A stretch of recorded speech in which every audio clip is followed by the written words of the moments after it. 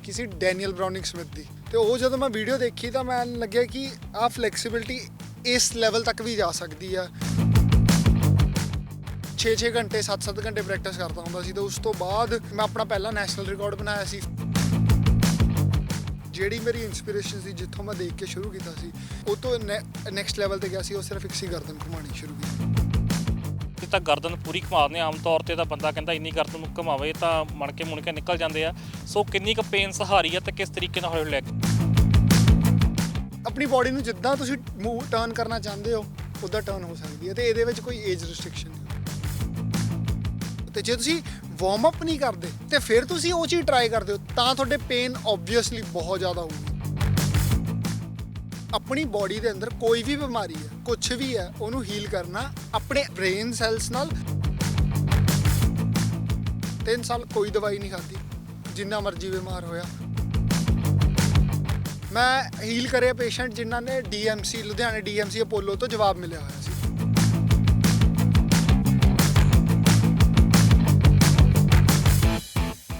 TV Punjab ਦੇਖਣ ਵਾਲੇ ਸਾਰੇ ਦਰਸ਼ਕਾਂ ਦਾ ਸਵਾਗਤ ਹੈ ਜੀ। ਅੱਜ ਬਹੁਤ ਹੀ ਖਾਸ ਮਹਿਮਾਨ ਸਾਡੇ ਨਾਲ ਹਾਜ਼ਰ ਨੇ ਔਰ ਇਹ ਨੌਜਵਾਨ ਜਿਹੜਾ ਅੱਜ ਅਸੀਂ ਨਾਲ ਗੱਲਬਾਤ ਕਰਨ ਜਾ ਰਹੇ ਹਾਂ ਪੰਜਾਬ ਦੀ ਧਰਤੀ ਤੋਂ ਆਇਆ, ਇਸ ਵਕਤ ਕੈਨੇਡਾ ਦੇ ਵਿੱਚ ਰਹਿ ਰਿਹਾ ਪਰ ਪੂਰੀ ਦੁਨੀਆ ਦੇ ਵਿੱਚ ਇਹਦਾ ਨਾਮ ਆ।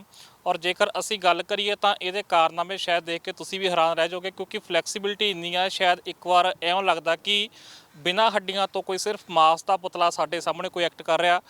ਮੋਸਟ ਫਲੈਕਸੀਬਲ ਮੈਨ ਦੇ ਵਿੱਚੋਂ ਜੇਕਰ ਅਸੀਂ ਗੱਲ ਕਰੀਏ ਤਾਂ ਦੂਜੇ ਨੰਬਰ ਦਾ ਖਿਤਾਬ ਪੂਰੀ ਦੁਨੀਆ 'ਚੋਂ ਦੂਜੇ ਨੰਬਰ ਦਾ ਖਿਤਾਬ ਇਸ ਨੌਜਵਾਨ ਦੇ ਕੋਲ ਆ। ਸੋ ਗੱਲਬਾਤ ਕਰਦੇ ਆ ਇਹਨਾਂ ਨਾਲ ਤੇ ਜਾਣਦੇ ਆ ਕਿ ਕਿਸ ਤਰੀਕੇ ਨਾਲ ਸਫ਼ਰ ਇਹਨਾਂ ਨੇ ਸ਼ੁਰੂ ਕੀਤਾ, ਇੰਨੀ ਫਲੈਕਸੀਬਿਲਿਟੀ ਇਹਨਾਂ 'ਚ ਕਿੱਥੋਂ ਆਈ ਆ ਤੇ ਹੁਣ ਕੀ ਕਰ ਰਹੇ ਨੇ ਤੇ ਕਦੋਂ ਇਹਨਾਂ ਨੂੰ ਪਤਾ ਲੱਗਾ ਵੀ ਇਹ ਜਿਹੜਾ ਗੋਡ ਗਿਫਟ ਉਹਨਾਂ ਨੂੰ ਮਿਲਿਆ। ਸੋ ਸਭ ਤੋਂ ਪਹਿਲਾਂ ਤਾਂ ਜਸਪ੍ਰੀਤ ਜੀ ਬਹੁਤ ਬਹੁਤ ਸਵਾਗਤ ਟੀਵੀ ਪੰਜਾਬ ਤੇ। ਥੈਂਕ ਯੂ ਜੀ। ਸਭ ਤੋਂ ਪਹਿਲਾਂ ਤਾਂ ਇਹ ਦੱਸੋ ਕਿ ਸ਼ੁਰੂਆਤ ਕਿੱਥੋਂ ਹੋਈ, ਵੀ ਇਹ ਤੁਹਾਡੀ ਕੋਈ ਪ੍ਰੈਕਟਿਸ ਤੋਂ ਬਾਅਦ ਨਤੀਜਾ ਜਾਂ ਫਿਰ ਗੋਡ ਗਿਫਟ ਹੈ, ਕਿਸ ਤਰੀਕੇ ਨਾਲ ਪਤਾ ਲੱਗਾ ਕਿਹੜੀ ਏਜ ਵਿੱਚ? ਪਹਿਲਾਂ ਤਾਂ ਮੈਂ ਛੋਟੇ ਹੁੰਦੇ ਤੋਂ ਤਾਂ ਕੁਛ ਨਹੀਂ ਕੀਤਾ ਕਦੇ ਫਲੈਕਸੀਬਿਲਿਟੀ ਦੇ ਵਿੱਚ ਬਟ 6ਵੀਂ ਦੀ ਗੱਲ ਆ 6ਵੀਂ ਦੇ ਵਿੱਚ ਮੈਨੂੰ ਮੇਰੇ ਟੀਚਰ ਨੇ ਸਿਲੈਕਟ ਕੀਤਾ ਸੀ ਯੋਗਾ ਦੇ ਵਿੱਚ ਜਸਟ ਫॉर ਕੰਪੀਟੀਸ਼ਨ ਪਰਪਸ ਵਾਸਤੇ ਸਿਲੈਕਟ ਕੀਤਾ ਸੀਗਾ। ਤੇ ਉਸ ਤੋਂ ਬਾਅਦ ਹੌਲੀ ਉਹਨਾਂ ਨੇ ਸਿਲੈਕਟ ਕੀਤਾ, ਮੈਂ ਥੋੜ੍ਹੇ ਦਿਨ ਯੋਗਾ ਵਿੱਚ ਗਿਆ ਤੇ ਥੋੜ੍ਹਾ ਮੇਰਾ ਇੰਟਰਸਟ ਵਧਣਾ ਸ਼ੁਰੂ ਹੋ ਗਿਆ। ਤੇ ਬਟ ਉਸ ਤੋਂ ਪਹਿਲਾਂ ਮੈਂ ਕਦੇ ਕੋਈ ਫਲੈਕਸੀਬਿਲਿਟੀ ਕੁਛ ਨਹੀਂ ਕੀਤਾ ਸੀ। ਇਹ ਹੋਇਆ ਜਦੋਂ ਮੈਂ ਅਰਾਊਂਡ 11 ਸਾਲ ਦਾ ਸੀ, 11-12 ਸਾਲ ਦਾ ਸੀ ਉਸ ਟਾਈਮ।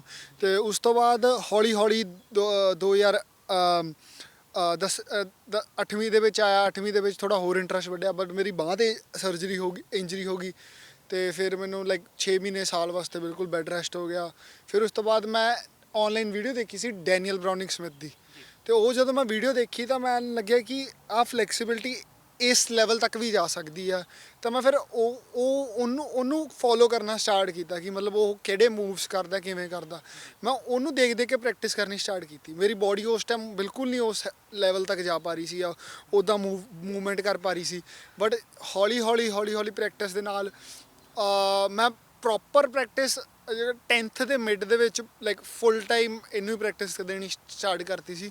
ਤੇ ਉਹ ਜਦੋਂ ਮੈਂ ਸਟਾਰਟ ਕੀਤੀ ਤਾਂ ਐਟਲੀਸਟ ਉਹ ਪੂਰਾ 6 ਮਹੀਨੇ ਮੈਂ ਦਿਨ 'ਚ 6-6 ਘੰਟੇ 7-7 ਘੰਟੇ ਪ੍ਰੈਕਟਿਸ ਕਰਦਾ ਹੁੰਦਾ ਸੀ। ਤੇ ਉਸ ਤੋਂ ਬਾਅਦ ਜਾ ਕੇ ਕਿਤੇ ਮੈਂ ਆਪਣਾ ਪਹਿਲਾ ਨੈਸ਼ਨਲ ਰਿਕਾਰਡ ਬਣਾਇਆ ਸੀ ਫਲੈਕਸੀਬਿਲਿਟੀ ਦੇ ਵਿੱਚ।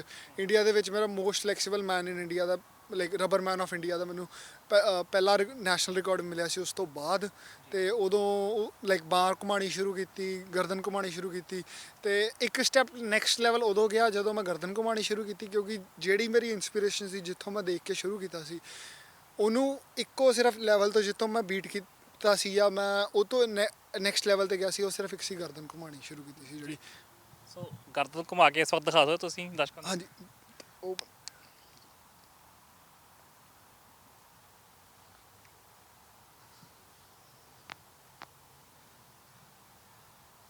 ਸੋ ਇਸ ਵਕਤ ਤੁਸੀਂ ਦੇਖ ਸਕਦੇ ਹੋ ਕਿ ਕਿਸ ਤਰੀਕੇ ਨਾਲ ਜੀ ਸੋ ਇਸ ਤਰੀਕੇ ਨਾਲ ਫਲੈਕਸੀਬਿਲਿਟੀ ਦੀ ਇੱਕ ਉਦਾਹਰਨ ਤੁਸੀਂ ਹੁਣੇ ਦੇਖੀ ਆ। ਸੋ ਇਹਦਾ ਮਤਲਬ ਇਹ ਹੈ ਕਿ ਜਿਵੇਂ ਤੁਸੀਂ ਕਿਹਾ ਕਿ 6-6 ਘੰਟੇ ਤੁਸੀਂ ਇੱਕ ਦਿਨ 'ਚ ਪ੍ਰੈਕਟਿਸ ਕਰਦੇ ਸੀ। ਸੋ ਮਤਲਬ ਇਹ ਹੈ ਕਿ ਜੇ ਇੰਨੀ ਪ੍ਰੈਕਟਿਸ ਕਰੇ ਤਾਂ ਫਿਰ ਇਹ ਕੋਈ ਵੀ ਇਸ ਮੁਕਾਮ ਤੱਕ ਪਹੁੰਚ ਸਕਦਾ। ਤੇ ਮੈਂ ਇਹੀ ਕਹੂੰਗਾ ਜੋ ਫਲੈਕਸੀਬਿਲਿਟੀ ਆ ਬਾਡੀ ਦਾ ਇੱਕੋ ਚੀਜ਼ ਹੈ। ਜੇ ਤੁਹਾਡੇ ਅੰਦਰ ਵਿਲ ਪਾਵਰ ਹੈਗੀ ਆ, ਤੁਹਾਡੇ ਦਿਮਾਗ ਦੇ ਵਿੱਚ ਉਨੀ ਉਹ ਸਟਰੋਂਗਨੈਸ ਹੈਗੀ ਹੈ, ਤੁਹਾਡੀ ਡੈਡੀਕੇਸ਼ਨ ਉਨੀ ਹੈਗੀ ਹੈ ਕਿਸੇ ਵੀ ਚੀਜ਼ ਨੂੰ ਲੈ ਕੇ। ਸਿਰਫ ਕੀ ਕਹਿੰਦੇ ਆਪਣਾ ਇਹ ਨਹੀਂ ਕਹੂੰਗਾ ਕਿ ਫਲੈਕਸੀਬਿਲਿਟੀ ਨੂੰ ਲੈ ਕੇ, ਸਟਰੈਂਥ ਨੂੰ ਲੈ ਕੇ ਜਾਂ ਕੋਈ ਵੀ ਚੀਜ਼ ਨੂੰ ਲੈ ਕੇ ਜੇ ਤੁਹਾਡੇ ਅੰਦਰ ਵਿਲ ਪਾਵਰ ਹੈਗੀ ਆ ਤਾਂ ਕੁਝ ਵੀ ਬੋਡੀ ਨਾਲ ਪੋਸੀਬਲ ਹੈ, ਕੁਝ ਵੀ। ਕਿਉਂਕਿ ਆਪਾਂ ਇੰਨੇ ਵੱਡੇ ਵੱਡੇ ਬੋਡੀ ਬਿਲਡਰਸ ਵੀ ਦੇਖਦੇ ਆ ਜਿਹੜੇ, ਉਹਨਾਂ ਦੇ ਅੰਦਰ ਇੱਕੋ ਚੀਜ਼ ਹੁੰਦੀ ਹੈ ਕਿ ਉਹਨਾਂ ਦੇ ਚਾਹ ਹੁੰਦੀ ਹੈ, ਉਹ ਸਾਰਾ ਟਾਈਮ ਜਿਮ ਦੇ ਵਿੱਚ ਲਾਉਂਦੇ ਆ। ਉਹੀ ਉਵੇਂ ਹੀ ਮੈਂ ਆਪਣਾ ਸਾਰਾ ਟਾਈਮ ਯੋਗਾ ਦੀ ਪ੍ਰੈਕਟਿਸ ਦੇ ਉੱਤੇ, ਫਲੈਕਸੀਬਿਲਿਟੀ ਦੀ ਪ੍ਰੈਕਟਿਸ ਦੇ ਉੱਤੇ ਲਾਇਆ ਸਾਰਾ ਟਾਈਮ। ਅਤੇ ਉਹ ਆਪਣੀ ਬੋਡੀ ਨੂੰ ਜਿੱਦਾਂ ਤੁਸੀਂ ਟਰਨ ਕਰਨਾ ਚਾਹੁੰਦੇ ਹੋ ਉੱਦਾਂ ਟਰਨ ਹੋ ਸਕਦੀ ਹੈ, ਅਤੇ ਇਹਦੇ ਵਿੱਚ ਕੋਈ ਏਜ ਰਿਸਟ੍ਰਿਕਸ਼ਨ ਨਹੀਂ ਹੁੰਦੀ। ਆਮ ਤੌਰ 'ਤੇ ਜਦੋਂ ਆਪਾਂ ਇੰਨੀ ਪ੍ਰੈਕਟਿਸ ਕਰਦੇ ਹਾਂ ਕਿਸੇ ਵੀ, ਚਾਹੇ ਗੇਮ ਦੇ ਵਿੱਚ ਚਾਹੇ ਪਾਵਰ ਲਿਫਟਿੰਗ ਦੀ ਕਹਿ ਲਈਏ, ਤਾਂ ਉਹ ਇੱਕ ਏਮ ਹੁੰਦਾ ਵੀ ਇਸ ਫੀਲਡ ਜਾਣਾ, ਗੇਮ 'ਚ ਕਰਨਾ। ਸੋ ਤੁਹਾਡੀ ਇਹਦੇ ਵਿੱਚ ਪ੍ਰੇਰਨਾ ਕੀ ਸੀ ਕਿ ਤੁਸੀਂ ਫਲੈਕਸੀਬਿਲਿਟੀ ਦੇ ਨਾਲ ਕੀ ਕਰਨਾ ਚਾਹੁੰਦੇ ਸੀ ਜਾਂ ਕੀ ਕਰਨਾ ਚਾਹੁੰਦੇ ਹੋ? ਫਲੈਕਸੀਬਿਲਿਟੀ ਉਹ ਜਦੋਂ ਮੈਂ ਸਟਾਰਟ ਕੀਤਾ ਸੀਗਾ ਉਸ ਟਾਈਮ ਇੰਨਾ ਕਲੀਅਰ ਵਿਜ਼ਨ ਨਹੀਂ ਸੀਗੀ ਮੇਰੀ, ਕਿਉਂਕਿ ਮੈਂ ਸਟਾਰਟ ਕੀਤਾ ਸੀ ਸ਼ੌਂਕ ਦੇ ਤੌਰ ਦੇ ਉੱਤੇ। ਕਿਉਂਕਿ ਮੈਂ ਜਦੋਂ ਸਟਾਰਟ ਕਰਿਆ ਤਾਂ ਜਿਹੜੇ ਹੈਡ ਰੋਟੇਸ਼ਨ ਸੀਗੀ, ਜੇ ਮੈਂ ਸਹੀ ਗੱਲ ਦੱਸਾਂ, ਹੈਡ ਰੋਟੇਸ਼ਨ ਦਾ ਆਈਡੀਆ ਮੈਨੂੰ ਕਿੱਥੋਂ ਆਇਆ ਸੀਗਾ, ਮੈਨੂੰ ਸਕੂਲ ਦੇ ਵਿੱਚ ਜਦੋਂ ਮੈਂ ਆਪਣਾ ਯੋਗਾ ਦੀ ਪ੍ਰੈਕਟਿਸ ਕਰਦਾ ਹੁੰਦਾ ਸੀ, ਲਾਈਕ ਮੈਂ ਪਹਿਲਾ ਮੂਵ ਜਿਹੜਾ ਸਟਾਰਟ ਕੀਤਾ ਸੀ ਉਹ ਹੈਂਡ ਰੋਟੇਸ਼ਨ ਸੀਗਾ। ਮੈਂ ਹੱਥ 360 ਡਿਗਰੀ ਤੇ ਘੁਮਾਇਆ ਸੀ, ਅੱਛਾ ਜੀ, ਇੱਦਾਂ ਕਰਕੇ ਹੈਂਡ 360 ਡਿਗਰੀ ਤੇ ਘੁਮਾਉਂਦਾ ਹੁੰਦਾ ਸੀ। ਤਾਂ ਮੈਨੂੰ ਮੇਰੇ ਫਰੈਂਡਸ ਨੇ ਉਦੋਂ ਮੈਨੂੰ ਕਿਹਾ ਮਜ਼ਾਕ 'ਚ ਕਿ ਅਸੀਂ ਤਾਂ ਤੈਨੂੰ ਤਾਂ ਮੰਨਾਂਗੇ ਫਲੈਕਸੀਬਿਲਿਟੀ ਦੇ ਵਿੱਚ ਜੇ ਤੂੰ ਆਪਣੀ ਗਰਦਨ ਘੁਮਾ ਕੇ ਦਿਖਾਏਂਗਾ। ਅਤੇ ਮੈਂ ਔਨਲਾਈਨ ਇਸ ਚੀਜ਼ ਬਾਰੇ ਸਰਚ ਕੀਤਾ, ਬਟ ਮੈਨੂੰ ਕਿਤੇ ਕੋਈ ਵੀਡੀਓ ਨਹੀਂ ਮਿਲੀ, ਕਿਤੇ ਕੋਈ ਪਰਸਨ ਮੈਨੂੰ ਇਹੋ ਜਿਹਾ ਨਹੀਂ ਮਿਲਿਆ ਜਿਹੜਾ ਆਪਣੇ ਹੈਡ ਰੋਟੇਟ ਕਰ ਰਿਹਾ ਹੋਵੇ ਪੂਰਾ। ਬਟ ਮੈਨੂੰ ਇਹ ਹੋਇਆ ਕਿ ਯਾਰ ਕਿਉਂ ਨਾ ਮੈਂ ਟਰਾਈ ਕਰਾਂ। ਉਸ ਟਾਈਮ ਲਾਈਕ ਜਦੋਂ ਤੁਸੀਂ ਕਿਸੇ ਲਈ ਚੀਜ਼ ਲਈ ਡੈਡੀਕੇਟਿਡ ਹੁੰਦੇ ਨਾ, ਕਿਸੇ ਚੀਜ਼ ਦਾ ਤੁਹਾਡੇ ਉੱਤੇ ਜਨੂਨ ਚੜ੍ਹਿਆ ਹੁੰਦਾ, ਉਸ ਟਾਈਮ ਤੁਸੀਂ ਇਹ ਨਹੀਂ ਸੋਚਦੇ ਕਿ ਇਹ ਚੀਜ਼ ਤੁਸੀਂ ਸਹੀ ਕਰ ਰਹੇ ਹੋ, ਗਲਤ ਕਰ ਰਹੇ ਹੋ, ਜਾਂ ਕਿ ਲਾਈਕ ਜੇ ਉਹ ਪਾਥ ਦੇ ਉੱਤੇ ਚੱਲ ਰਹੇ ਹੋ ਤੁਸੀਂ ਤਾਂ ਉਹਨੂੰ ਕਿਸੇ ਵੀ ਤਰ੍ਹਾਂ ਤੁਸੀਂ ਅਚੀਵ ਕਰਕੇ ਦੇ ਦਿਓ। ਅਤੇ ਉਹੀ ਸੀਗੀ ਵਿਲ ਪਾਵਰ ਸੀ ਉਸ ਟਾਈਮ ਦੇ ਉੱਤੇ। ਉਸ ਟਾਈਮ ਮੈਂ ਗਰਦਨ ਦੀ ਪ੍ਰੈਕਟਿਸ ਕਰਨੀ ਸਟਾਰਟ ਕੀਤੀ। ਪਹਿਲਾਂ ਤਾਂ ਮੈਂ ਕਿਸੇ ਨੂੰ ਦੱਸਿਆ ਨਹੀਂ, ਬਟ ਜਦੋਂ ਆਪਣੇ ਇੱਕ ਅੱਧੇ ਫਰੈਂਡ ਨੂੰ ਦੱਸਿਆ, ਲਿਟਰਲੀ ਮੈਨੂੰ ਗਾਲਾਂ ਪਈਆਂ ਉਹਨਾਂ ਤੋਂ। ਬਟ ਹੌਲੀ ਮੈਂ ਸਟਾਰਟ ਕਰਕੇ ਪੂਰੀ ਬੈਕ 'ਤੇ ਲੈ ਕੇ ਗਿਆ, ਅਤੇ ਹੁਣ ਕਾਫੀ ਲਾਈਕ ਜਦੋਂ ਮੇਰੀ ਵੀਡੀਓਜ਼ ਵਗੈਰਾ ਆਈਆਂ ਉਸ ਤੋਂ ਬਾਅਦ ਹੁਣ ਤਾਂ ਕਾਫੀ ਲੋਕਾਂ ਨੇ ਹੈਡ ਰੋਟੇਸ਼ਨ ਸਟਾਰਟ ਕਰਤੀ ਹੋਈ ਹੈ ਵਰਲਡ ਦੇ ਵਿੱਚ।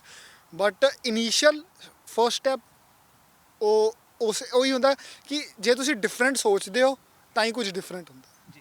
ਇਹ 'ਚ ਇੱਕ ਹੋਰ ਚੀਜ਼ ਹੋਰ ਹੈ, ਕਿਉਂਕਿ ਜਦੋਂ ਤੁਸੀਂ ਇਸ ਤਰੀਕੇ ਦੇ ਕੋਈ ਵੀ ਚਾਹੇ ਨਾਰਮਲ ਜਿਮ ਵੀ ਲਾਉਣਾ ਹੋਵੇ ਤਾਂ ਬੋਡੀ ਤੋਂ ਤੁਸੀਂ ਕੁਝ ਕਰਨਾ ਤਾਂ ਪੇਨ ਵੀ ਸਹਿਣੀ ਪੈਂਦੀ ਆ। ਸੋ ਇਹ ਕਿਉਂਕਿ ਤੁਸੀਂ ਤਾਂ ਗਰਦਨ ਪੂਰੀ ਘੁਮਾਉਂਦੇ, ਆਮ ਤੌਰ 'ਤੇ ਤਾਂ ਬੰਦਾ ਕਹਿੰਦਾ ਇੰਨੀ ਗਰਦਨ ਘੁਮਾਵੇ ਤਾਂ ਮਣਕੇ ਮੁਣਕੇ ਨਿਕਲ ਜਾਂਦੇ ਆ। ਸੋ ਕਿੰਨੀ ਕੁ ਪੇਨ ਸਹਾਰੀ ਆ ਅਤੇ ਕਿਸ ਤਰੀਕੇ ਨਾਲ ਹੌਲੀ ਲੱਗ ਗਿਆ? ਸੋ ਪੇਨ ਦਾ ਇੱਕ ਫੰਡਾ ਹੁੰਦਾ, ਫਲੈਕਸੀਬਿਲਿਟੀ ਜਾਂ ਪਾਵਰ ਲਿਫਟਿੰਗ ਜਾਂ ਕੋਈ ਵੀ ਤੁਸੀਂ ਬੋਡੀ ਦੇ ਨਾਲ ਚੀਜ਼ ਕਰਦੇ ਹੋ ਉਹਦੇ ਵਿੱਚ ਇੱਕ ਨਾ ਪੇਨ ਦਾ ਫੰਡਾ ਹੁੰਦਾ ਕਿ ਤੁਸੀਂ ਬੋਡੀ ਨੂੰ ਹੀਟ ਅਪ ਕਰਦੇ ਹੋ। ਆਪਾਂ ਲੋਹੇ ਦੀ ਗੱਲ ਕਰੀਏ, ਉਹਨੂੰ ਹੀਟ ਅਪ ਕਰਦੇ ਹਾਂ ਤਾਂ ਹੀ ਉਹਨੂੰ ਮਾਰ ਕੇ ਬੈਂਡ ਕਰਦੇ ਹਾਂ। ਬੋਡੀ ਦਾ ਵੀ ਸੇਮ ਚੀਜ਼ ਆ, ਬੋਡੀ ਨੂੰ ਹੀਟ ਅਪ ਕਰੀਦਾ ਆਪਾਂ ਨੋਰਮਲ ਰਨਿੰਗ ਵਗੈਰਾ ਨਾਲ, ਜੋਗਿੰਗ ਵਗੈਰਾ ਨਾਲ, ਵਾਰਮ ਅਪ ਐਕਸਰਸਾਈਜ਼ ਕਰਕੇ ਹੀਟ ਅਪ ਕੀਤਾ। ਹੀਟ ਅਪ ਕਰਕੇ ਤੁਸੀਂ ਹੁਣ ਤੁਹਾਡੇ ਉੱਤੇ ਤੁਸੀਂ ਉਹਨੂੰ ਕਿਸ ਤਰ੍ਹਾਂ ਮੋਲਡ ਕਰਨਾ, ਉਹ ਈਜ਼ੀਲੀ ਮੋਲਡ ਹੁੰਦੀ ਆ ਉਸ ਟਾਈਮ ਦੇ ਉੱਤੇ। ਜੇ ਤੁਸੀਂ ਵਾਰਮ ਅਪ ਨਹੀਂ ਕਰਦੇ ਅਤੇ ਫਿਰ ਤੁਸੀਂ ਉਹ ਚੀਜ਼ ਟਰਾਈ ਕਰਦੇ ਹੋ ਤਾਂ ਤੁਹਾਡੇ ਪੇਨ ਓਬਵੀਅਸਲੀ ਬਹੁਤ ਜ਼ਿਆਦਾ ਹੋਊਗੀ। ਬਟ ਜਦੋਂ ਤੁਸੀਂ ਵਾਰਮ ਅਪ ਕੀਤੀ ਹੋਈ ਆ ਤੁਹਾਡੀ ਬੋਡੀ ਦੇ ਮਸਲਸ ਨੇ ਜਿਹੜੇ ਸੌਫਟ ਹੋ ਚੁੱਕੇ ਆ, ਤੁਹਾਡੇ ਬੋਡੀ ਦੇ ਲਾਈਕ ਜਿਹੜੇ ਤੁਸੀਂ ਏਰੀਆ ਦੇ ਉੱਤੇ ਵਰਕ ਕਰਨਾ ਉਹ ਸੌਫਟ ਹੋ ਗਿਆ ਪਹਿਲਾਂ ਹੀ। ਅਤੇ ਜਦੋਂ ਤੁਸੀਂ ਜੋ ਐਕਸਟੈਂਡੇਬਲ ਲਾਈਕ ਇੱਕ ਨੈਕਸਟ ਲੈਵਲ 'ਤੇ ਐਕਸਟੈਂਡ ਕਰਦੇ ਹੋ ਕਿਸੇ ਚੀਜ਼ ਨੂੰ ਤਾਂ ਉਹ ਨੋਰਮਲ ਜਿਹਾ ਹੀ ਲੱਗਦਾ ਤੁਹਾਨੂੰ, ਮਤਲਬ ਉਦੋਂ ਤੁਹਾਨੂੰ ਐਡਾ ਫੀਲ ਨਹੀਂ ਹੁੰਦਾ।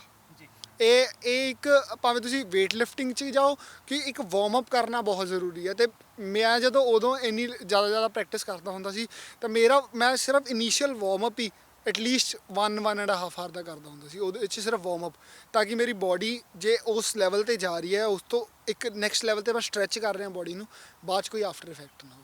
ਸੋ ਇਹਦੇ ਵਿੱਚ ਹੁਣ ਤੁਸੀਂ ਕੋਲਗੇਟ ਦੇ ਐਂਬੈਸਡਰ ਵੀ ਹੋ। ਸੋ ਇਸ ਤੋਂ ਇਲਾਵਾ ਤੁਸੀਂ ਕਿਹਾ ਕਿ ਰਬੜਮੈਨ ਇੰਡੀਆ ਦਾ ਨੰਬਰ 1 ਦਾ ਖਿਤਾਬ ਤੁਹਾਡੇ ਕੋਲ ਹੈ, ਵਰਲਡ ਵਿੱਚ ਮੇਲਸ ਵਿੱਚੋਂ ਨੰਬਰ 2 ਅਤੇ ਓਵਰਆਲ ਜੇ ਫੀਮੇਲ ਵੀ ਐਡ ਕਰੇ ਤਾਂ ਨੰਬਰ 5 ਦਾ। ਸੋ ਹੁਣ ਤੁਸੀਂ ਕਰਦੇ ਕਿ ਉਹਦੇ ਵਿੱਚ ਕੋਲਗੇਟ ਤੋਂ ਇਲਾਵਾ ਸੋ ਇਸ ਫਲੈਕਸੀਬਿਲਿਟੀ ਨਾਲ ਹੋਰ ਕੀ ਕਰਦੇ ਹੋ? ਸੋ ਪਹਿਲਾਂ ਮੇਰਾ ਸਿਰਫ ਜਦੋਂ ਮੈਂ ਸਟਾਰਟ ਕਰਿਆ ਪਹਿਲਾਂ 2 ਸਾਲ ਮੇਰਾ ਸਿਰਫ ਇਹ ਸੀਗਾ ਕਿ ਮੈਂ ਫਲੈਕਸੀਬਿਲਿਟੀ ਵਧਾਉਣੀ। ਬਟ ਹੌਲੀ ਜਦੋਂ ਏਜ ਵਧੀ, ਬਾਕੀ ਚੀਜ਼ਾਂ ਦੇਖੀਆਂ, ਫਲੈਕਸੀਬਿਲਿਟੀ ਆਪਣੀ ਬੋਡੀ ਨੂੰ ਜਾਣਨ ਦੀ ਕੋਸ਼ਿਸ਼ ਕਰੀ। ਮੈਂ ਸਰਟੀਫਾਈਡ ਯੋਗਾ ਟੀਚਰ ਵੀ, ਮੈਂ ਇੱਥੇ ਕੈਨੇਡਾ 'ਚ ਵੀ ਯੋਗਾ ਕਲਾਸਿਸ ਦਿੰਦਾ ਵਾਂ, ਪ੍ਰਾਈਵੇਟ ਯੋਗਾ ਕਲਾਸਿਸ। ਅਤੇ ਕੀ ਹੁੰਦਾ ਜਦੋਂ ਮੈਂ ਹੌਲੀ ਇਸ ਫੀਲਡ ਦੇ ਪ੍ਰੋਫੈਸ਼ਨਲ ਫੀਲਡ 'ਚ ਆਉਣਾ ਸ਼ੁਰੂ ਹੋਇਆ, ਜੋ ਮੈਂ ਲਾਈਕ ਯੋਗਾ ਟੀਚਿੰਗ ਦੀ ਸਟੱਡੀ ਕੀਤੀ, ਯੋਗਾ ਦੇ ਬਾਰੇ ਪੜ੍ਹਿਆ, ਬਾਕੀ ਚੀਜ਼ਾਂ ਪੜ੍ਹੀਆਂ, ਫਿਰ ਮੈਨੂੰ ਉਦੋਂ ਪਤਾ ਲੱਗਿਆ ਕਿ ਇੱਕ ਫਲੈਕਸੀਬਿਲਿਟੀ ਇੱਕ ਇਕੱਲਾ ਚੀਜ਼ ਨਹੀਂ ਹੈਗੀ। देयर आर थिंग्स ਉਹ ਤੋਂ ਉੱਤੇ ਵੀ ਬਹੁਤ ਚੀਜ਼ਾਂ ਨੇ। ਤਾਂ ਬੋਡੀ ਨੂੰ ਤੁਸੀਂ ਮੇਨਟੇਨ ਕਰਨਾ ਇੱਕ ਚੀਜ਼ ਹੈ, ਤੇ ਉਸ ਤੋਂ ਬਾਅਦ ਮਾਈਂਡ ਨੂੰ ਮੇਨਟੇਨ ਕਰਨਾ ਇੱਕ ਅਲੱਗ ਚੀਜ਼ ਹੈ। ਤੇ ਇਸ ਟਾਈਮ ਪਿਛਲੇ 3 ਸਾਲਾਂ ਤੋਂ ਮੈਂ ਇੱਕ ਰਿਸਰਚ ਕਰ ਰਿਹਾ ਸੈਲਫ ਹੀਲਿੰਗ ਦੇ ਉੱਤੇ। ਸੈਲਫ ਹੀਲਿੰਗ ਦੇ ਉੱਤੇ ਰਿਸਰਚ ਕਰ ਰਿਹਾ। ਸੈਲਫ ਹੀਲਿੰਗ ਦਾ ਮਤਲਬ ਹੈਗਾ ਕਿ ਆਪਣੀ ਬੋਡੀ ਦੇ ਅੰਦਰ ਕੋਈ ਵੀ ਬਿਮਾਰੀ ਹੈ, ਕੁਛ ਵੀ ਹੈ, ਉਹਨੂੰ ਹੀਲ ਕਰਨਾ ਆਪਣੇ ਬ੍ਰੇਨ ਸੈਲਸ ਨਾਲ। ਕਿਉਂਕਿ ਐਟ ਦੀ ਐਂਡ ਲਾਈਕ ਮੈਂ ਇਹਦਾ ਪਹਿਲਾਂ ਮੈਂ ਸੋਚਿਆ ਸੀ ਇਹਦਾ ਐਕਸਪੈਰੀਮੈਂਟ ਕਿਸੇ ਦੇ ਉੱਤੇ ਕਿਸੇ ਤੋਂ ਸ਼ੁਰੂ ਕਰਾਂਗਾ ਓਬਜ਼ਰਵੇਸ਼ਨਸ ਨਾਲ, ਬਟ ਨਹੀਂ। ਇਹ ਜੋ ਮੈਂ ਕਿਸੇ ਨੂੰ ਕਹਿਣਾ, ਕਿਸੇ ਨੂੰ ਬੁਖਾਰ ਹੋਇਆ, ਕਿਸੇ ਨੂੰ ਕਹਿਣਾ ਕਿ ਬਈ ਦਵਾਈ ਨਾ ਖਾ, ਮੈਂ ਤੂੰ ਮੇਰੇ ਨਾਲ ਬਹਿ, ਮੇਰੇ ਨਾਲ ਗੱਲਾਂ ਕਰ ਥੋੜ੍ਹੀਆਂ, ਮੈਂ ਤੈਨੂੰ ਦੱਸਦਾ ਵਾਂ ਕਿਵੇਂ ਹੋਊਗਾ, ਆਪੇ ਠੀਕ ਹੋ ਜਾਊਗਾ। ਕੋਈ ਮੰਨ ਕੇ ਰਾਜੀ ਨਹੀਂ ਸੀ, ਸਾਰਿਆਂ ਨੇ ਮੈਨੂੰ ਕਿਹਾ ਪਾਗਲ ਆ ਪਾਗਲ ਆ ਪਾਗਲ। ਬਟ ਮੈਨੂੰ ਸੀਗਾ ਕਿ ਚੱਲ ਕੋਈ ਨਾ, ਹੁਣ ਮੈਂ ਆਪਣੇ 'ਤੇ ਹੀ ਟਰਾਈ ਕਰਾਂਗਾ। ਹੁਣ ਲਾਈਕ 3 ਸਾਲ ਹੋ ਗਏ, 3 ਸਾਲ ਕੋਈ ਦਵਾਈ ਨਹੀਂ ਖਾਧੀ, ਜਿੰਨਾ ਮਰਜ਼ੀ ਬਿਮਾਰ ਹੋਇਆ, ਲਾਈਕ ਬੁਖਾਰ, ਖਾਂਸੀ, ਜ਼ੁਕਾਮ, ਕੋਈ ਵੀ ਪ੍ਰੋਬਲਮ ਆਈ, ਲਾਈਕ ਕੋਈ ਮਸਲ ਇੰਜਰੀਜ਼ ਹੋਈਆਂ, ਕੋਈ ਬੋਨ ਇੰਜਰੀਜ਼ ਹੋਈਆਂ, ਕੋਈ ਡਾਕਟਰ ਕੋਲ ਨਹੀਂ ਗਿਆ, ਆਪਣੇ ਆਪ ਸਾਰਾ ਹੀਲ ਕਰਿਆ। ਅਤੇ ਕੀ ਕਹਿੰਦੇ ਆਪਣਾ ਉਹਦੇ 'ਚ ਕੀ ਪਤਾ ਲੱਗਦਾ ਸਾਨੂੰ ਕਿ ਜਿਹੜੀ ਸਾਡੀ ਟਿਸ਼ੂ ਪ੍ਰੋਬਲਮਸ ਹੁੰਦੀਆਂ ਨੇ, ਜਾਂ ਸਾਡੀ ਕੋਈ ਵੀ ਹਾਰਮੋਨਲ ਪ੍ਰੋਬਲਮਸ ਹੁੰਦੀਆਂ ਨੇ, ਉਹ ਓਰੀਜੀਨੇਟ ਕਿੱਥੋਂ ਹੁੰਦੀ ਹੈ? ਸਾਰੀ ਬ੍ਰੇਨ ਤੋਂ। ਤੁਹਾਡਾ ਕਿੰਨਾ ਬ੍ਰੇਨ ਸਟਰੋਂਗ ਹੈ। ਸੈਲਫ ਹੀਲਿੰਗ ਦੇ ਪਿੱਛੇ ਸਿਰਫ ਇੱਕ ਕੰਸੈਪਟ ਮੇਨ ਜਿਹੜਾ ਕੰਸੈਪਟ ਜਾਂਦਾ ਉਹ ਹੈਗਾ ਸਿੰਗਲ ਥਾਟ ਪ੍ਰੋਸੈਸ। ਜੇ ਤੁਹਾਡਾ ਮਾਈਂਡ ਇੱਕੋ ਚੀਜ਼ ਦੇ ਉੱਤੇ ਫੋਕਸਡ ਹੈ ਨਾ, ਤੁਸੀਂ ਕੋਈ ਵੀ ਚੀਜ਼ ਅਚੀਵ ਕਰ ਸਕਦੇ ਹੋ। ਉੱਦਾਂ ਹੀ ਜੇ ਤੁਹਾਨੂੰ ਤੁਹਾਡੀ ਬੋਡੀ ਦੇ ਬਾਰੇ ਪਤਾ, ਹੁਣ ਇੱਕ ਸਿੰਪਲ ਜਿਹਾ ਇੱਕ ਚੀਜ਼ ਹੈਗੀ ਆ, ਜੇ ਤੁਸੀਂ ਅੱਖਾਂ ਕਿਸੇ ਸ਼ਾਂਤੀ ਵਾਲੀ ਪਲੇਸ ਦੇ ਉੱਤੇ ਅੱਖਾਂ ਬੰਦ ਕਰਕੇ ਆਪਣੇ ਦਿਮਾਗ 'ਚ ਕਿਸੇ ਵੀ ਇੱਕ ਬੋਡੀ ਪਾਰਟ ਦੇ ਬਾਰੇ ਸੋਚੋ, ਕਿਸੇ ਵੀ ਇੱਕ ਬੋਡੀ ਪਾਰਟ ਨੂੰ ਫੀਲ ਕਰਨ ਦੀ ਕੋਸ਼ਿਸ਼ ਕਰੋ, ਤੁਹਾਨੂੰ ਨਾ ਜਾਂ ਤਾਂ ਉਸ ਬੋਡੀ ਪਾਰਟ ਦੇ ਵਿੱਚ ਇੱਕ ਸੈਂਸੇਸ਼ਨ ਜੀ ਫੀਲ ਹੋਣੀ ਸ਼ੁਰੂ ਹੋ ਜੂਗੀ, ਜਾਂ ਉਹ ਬੋਡੀ ਪਾਰਟ ਆਪਣੇ ਆਪ ਨਾ ਤੁਹਾਨੂੰ ਐਂ ਲੱਗੂਗਾ ਵਾਰਮ ਹੋ ਰਿਹਾ। ਉਹ ਜਦੋਂ ਉਹ ਫੀਲਿੰਗ ਕੀ ਹੈ, ਤੁਸੀਂ ਆਪਣੇ ਅੰਦਰ ਹੀ ਉਸ ਬੋਡੀ ਪਾਰਟ ਦੀ ਇੱਕ ਇਮੇਜ ਬਣਾ ਰਹੇ ਹੋ, ਜੋ ਅੰਦਰ ਹੈਗਾ ਉਸ ਚੀਜ਼ ਦੀ ਇਮੇਜ ਬਣਾ ਰਹੇ ਹੋ। ਹੁਣ ਇਹ ਤੁਸੀਂ ਉਦੋਂ ਤੁਹਾਨੂੰ ਸਿਰਫ ਵਾਰਮਥ ਅਤੇ ਉਹ ਸੈਂਸੇਸ਼ਨ ਇਸ ਕਰਕੇ ਫੀਲ ਹੁੰਦੀ ਹੈ ਕਿਉਂਕਿ ਤੁਹਾਡਾ ਉਸ ਟਾਈਮ ਦਿਮਾਗ ਹੋਰ 100 ਗੱਲਾਂ ਸੋਚ ਰਿਹਾ ਹੁੰਦਾ। ਕਿਉਂਕਿ ਹਿਊਮਨ ਬ੍ਰੇਨ ਕਦੇ ਇੱਕ ਟਾਈਮ ਦੇ ਉੱਤੇ ਜਿਹਨੇ ਪ੍ਰੈਕਟਿਸ ਨਹੀਂ ਕੀਤੀ ਸਿੰਗਲ ਥਾਟ ਪ੍ਰੋਸੈਸ ਦੀ, ਉਹ ਕਈ ਗੱਲਾਂ ਸੋਚ ਰਿਹਾ ਹੁੰਦਾ। ਅਤੇ ਜਦੋਂ ਉਹ ਸੈਂਸੇਸ਼ਨ ਪਤਾ ਲੱਗਦੀ ਆ, ਜਦੋਂ ਨਾ ਉਹ ਇੰਨੇ ਥਾਟਸ ਦੇ ਵਿੱਚ ਉਹ ਸੈਂਸੇਸ਼ਨ ਪਤਾ ਲੱਗ ਜਾਂਦੀ ਆ ਉੱਥੇ ਹੋ ਰਹੀ ਆ, ਜੇ ਤੁਸੀਂ ਉਸ ਚੀਜ਼ ਬਾਰੇ ਸੋਚਣ ਦੀ ਕੋਸ਼ਿਸ਼ ਕਰਦੇ ਹੋ, ਜੇ ਤੁਹਾਡਾ ਸਿੰਗਲ ਥਾਟ ਪ੍ਰੋਸੈਸ ਹੋਊਗਾ, ਤੁਹਾਨੂੰ ਉੱਥੇ ਹੋ ਰਹੀ ਪ੍ਰੋਬਲਮ ਦਾ ਕਿਵੇਂ ਨਹੀਂ ਪਤਾ ਲੱਗੂਗਾ, ਤੁਹਾਨੂੰ ਉੱਥੇ ਹੋ ਰਹੀ ਜੁਆਇੰਟ ਮੂਵਮੈਂਟਸ ਦਾ, ਉੱਥੇ ਬਲੱਡ ਸਰਕੂਲੇਸ਼ਨ ਦਾ ਕਿਵੇਂ ਨਹੀਂ ਪਤਾ ਲੱਗੂਗਾ। ਹੁਣ ਇਹਦੇ ਵਿੱਚ ਇੱਕ ਹੋਰ ਚੀਜ਼, ਉਹ ਜਦੋਂ ਪਤਾ ਲੱਗਣਾ ਸ਼ੁਰੂ ਹੋ ਗਿਆ, ਤੁਹਾਨੂੰ ਜੇ ਪਤਾ ਲੱਗ ਗਿਆ ਕੀ ਹੋ ਰਿਹਾ, ਉਹ ਹਾਰਮੋਨਸ ਆਪਣੇ ਆਪ ਰਿਲੀਜ਼ ਹੋਣੇ ਸਟਾਰਟ ਹੋ ਜਾਂਦੇ ਆ ਬੋਡੀ ਦੇ ਵਿੱਚ। ਅਤੇ ਦਵਾਈਆਂ ਦਾ ਕੀ ਕੰਮ ਆ? ਤੁਸੀਂ ਖਾਂਦੇ ਹੋ, ਉਹਨੇ ਵੀ ਹਾਰਮੋਨਸ ਹੀ ਰਿਲੀਜ਼ ਕਰਨੇ ਆ ਤੁਹਾਡੀ ਬੋਡੀ ਦੇ ਵਿੱਚ। ਦਵਾਈ ਨੇ ਕੁਛ ਐਡੀਸ਼ਨਲ ਨਹੀਂ ਕਰਨਾ, ਤੁਸੀਂ ਖਾਣੀ ਆ, ਉਹਨੇ ਇੱਕ ਜਿਹੜੇ ਹਾਰਮੋਨਸ ਤੁਹਾਡੇ ਅੰਦਰ ਨੇ ਪਹਿਲਾਂ ਹੀ, ਬਸ ਉਹਨਾਂ ਨੂੰ ਐਕਟੀਵੇਟ ਕਰਨਾ। ਅਤੇ ਆਪਣੇ ਅੰਦਰ ਜੇ ਅਸੀਂ ਆਪਣੇ ਹਾਰਮੋਨਸ ਆਪ ਹੀ ਨਹੀਂ ਐਕਟੀਵੇਟ ਕਰ ਪਾ ਰਹੇ, ਉਸ ਚੀਜ਼ ਦੇ ਉੱਤੇ ਮੇਰੀ ਰਿਸਰਚ ਚੱਲ ਰਹੀ। ਕਹਿਣ ਦਾ ਮਤਲਬ ਹੈ ਕਿ ਜਦੋਂ ਤੁਹਾਡਾ ਮਾਈਂਡ, ਦਿਮਾਗ ਪ੍ਰੋਬਲਮ ਨੂੰ ਪਛਾਣ ਲੈਂਦਾ ਆ, ਉਦੋਂ ਫਿਰ ਇਲਾਜ ਆਪਣੇ ਆਪ ਹੋ ਜਾਂਦਾ, ਜੋ ਉਦੋਂ ਬਾਅਦ 'ਚ ਵੀ ਕੋਈ ਪ੍ਰਕਿਰਿਆ ਹੈ? ਉਸ ਤੋਂ ਬਾਅਦ ਸਟੈਪ ਆਉਂਦਾ ਆਪਣੇ ਉੱਤੇ ਭਰੋਸਾ। ਆਪਾਂ ਕਿਸੇ ਵੀ ਡਾਕਟਰ 'ਤੇ ਜਾਂਦੇ ਹਾਂ, ਆਪਾਂ ਕਿਸੇ ਵੀ ਕਿਤੇ ਵੀ ਜਾਂਦੇ ਹਾਂ, ਆਪਾਂ ਸਿਰਫ ਇੱਕ ਚੀਜ਼ ਕਹਿੰਦੇ ਹਾਂ, ਸ਼ਰਧਾ ਨਾਲ ਜਾਓ ਜਾਂ ਫਿਰ ਭਰੋਸਾ ਰੱਖੋ। ਡਾਕਟਰ ਨੇ ਜੇ ਦਵਾਈ ਦਿੱਤੀ ਹੈ ਠੀਕ ਹੋਊਗਾ, ਡਾਕਟਰ ਦੇ ਉੱਤੇ ਭਰੋਸਾ ਰੱਖੋ। ਅਤੇ ਮੈਂ ਆਪਣੀ ਅੱਖੀਂ ਇਹ ਇੰਸਟੈਂਸਿਸ ਦੇਖੇ ਜਿੱਥੇ ਡਾਕਟਰ ਦੇ ਉੱਤੇ ਭਰੋਸਾ ਨਹੀਂ ਹੁੰਦਾ, ਮਰੀਜ਼ ਨੂੰ ਸੇਮ ਦਵਾਈ ਦੂਜਾ ਡਾਕਟਰ ਦਿੰਦਾ, ਉਹ ਤੋਂ ਫਰਕ ਪੈਣਾ ਸ਼ੁਰੂ ਹੋ ਜਾਂਦਾ, ਉਸ ਡਾਕਟਰ ਤੋਂ ਨਹੀਂ ਪੈਂਦਾ ਜਿਹਨੇ ਪਹਿਲੇ ਦਵਾਈ ਦਿੱਤੀ ਹੁੰਦੀ। ਕਿਉਂ? ਭਰੋਸਾ ਨਹੀਂ ਹੁੰਦਾ।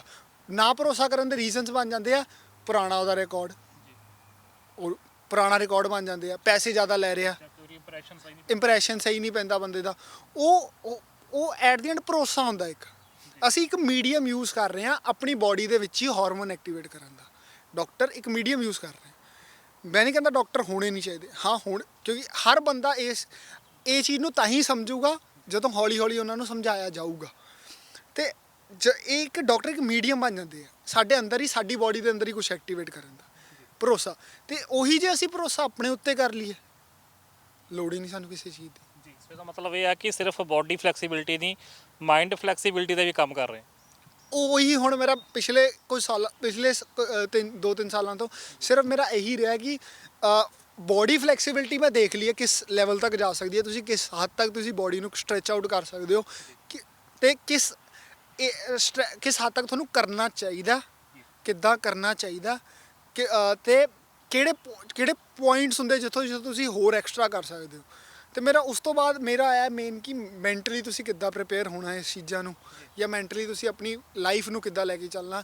ਮੇਰਾ ਮੇਨ ਇਸ ਟਾਈਮ ਲਾਈਕ ਜੇ ਮੈਂ ਕਹਾਂ ਫਲੈਕਸੀਬਿਲਿਟੀ, ਤੇ ਇਹਦੇ ਵਿੱਚ ਮੈਂ ਇਸ ਟਾਈਮ ਮਾਈਂਡ ਦੇ ਉੱਤੇ 60-70% ਮਾਈਂਡ ਦੇ ਉੱਤੇ ਫੋਕਸ ਕਰ ਰਿਹਾ ਤੇ 30-40% ਬੋਡੀ ਦੀ ਫਲੈਕਸੀਬਿਲਿਟੀ ਲੱਗਦਾ ਵੀ ਹੱਲੇ ਕੁਝ ਹੋਰ ਵੀ ਅਚੀਵ ਹੋਣਾ ਬਾਕੀ, ਕਿਉਂਕਿ ਹੁਣ ਤਾਂ ਮੈਂ ਤੁਹਾਡੀਆਂ ਵੀਡੀਓਜ਼ ਦੇਖਿਆ, ਤੁਸੀਂ ਜਿਵੇਂ ਹੁਣ ਗਰਦਨ ਘੁਮਾ ਕੇ ਦਿਖਾਈ ਆ ਔਰ ਤੁਸੀਂ ਪੂਰੇ ਤਰੀਕੇ ਨਾਲ ਬੈਕ ਬੈਂਡ ਹੋ ਜਾਂਦੇ ਹੋ, ਐਂ ਲੱਗਦਾ ਕਿ ਰੀੜ੍ਹ ਦੀ ਹੱਡੀ ਖਰਾ ਰਬੜ ਦੀ ਹੈ ਜਾਂ ਪਲਾਸਟਿਕ ਦੀ ਹੈ ਜਾਂ ਇਕੱਲਾ ਮਾਸ ਹੀ ਆ।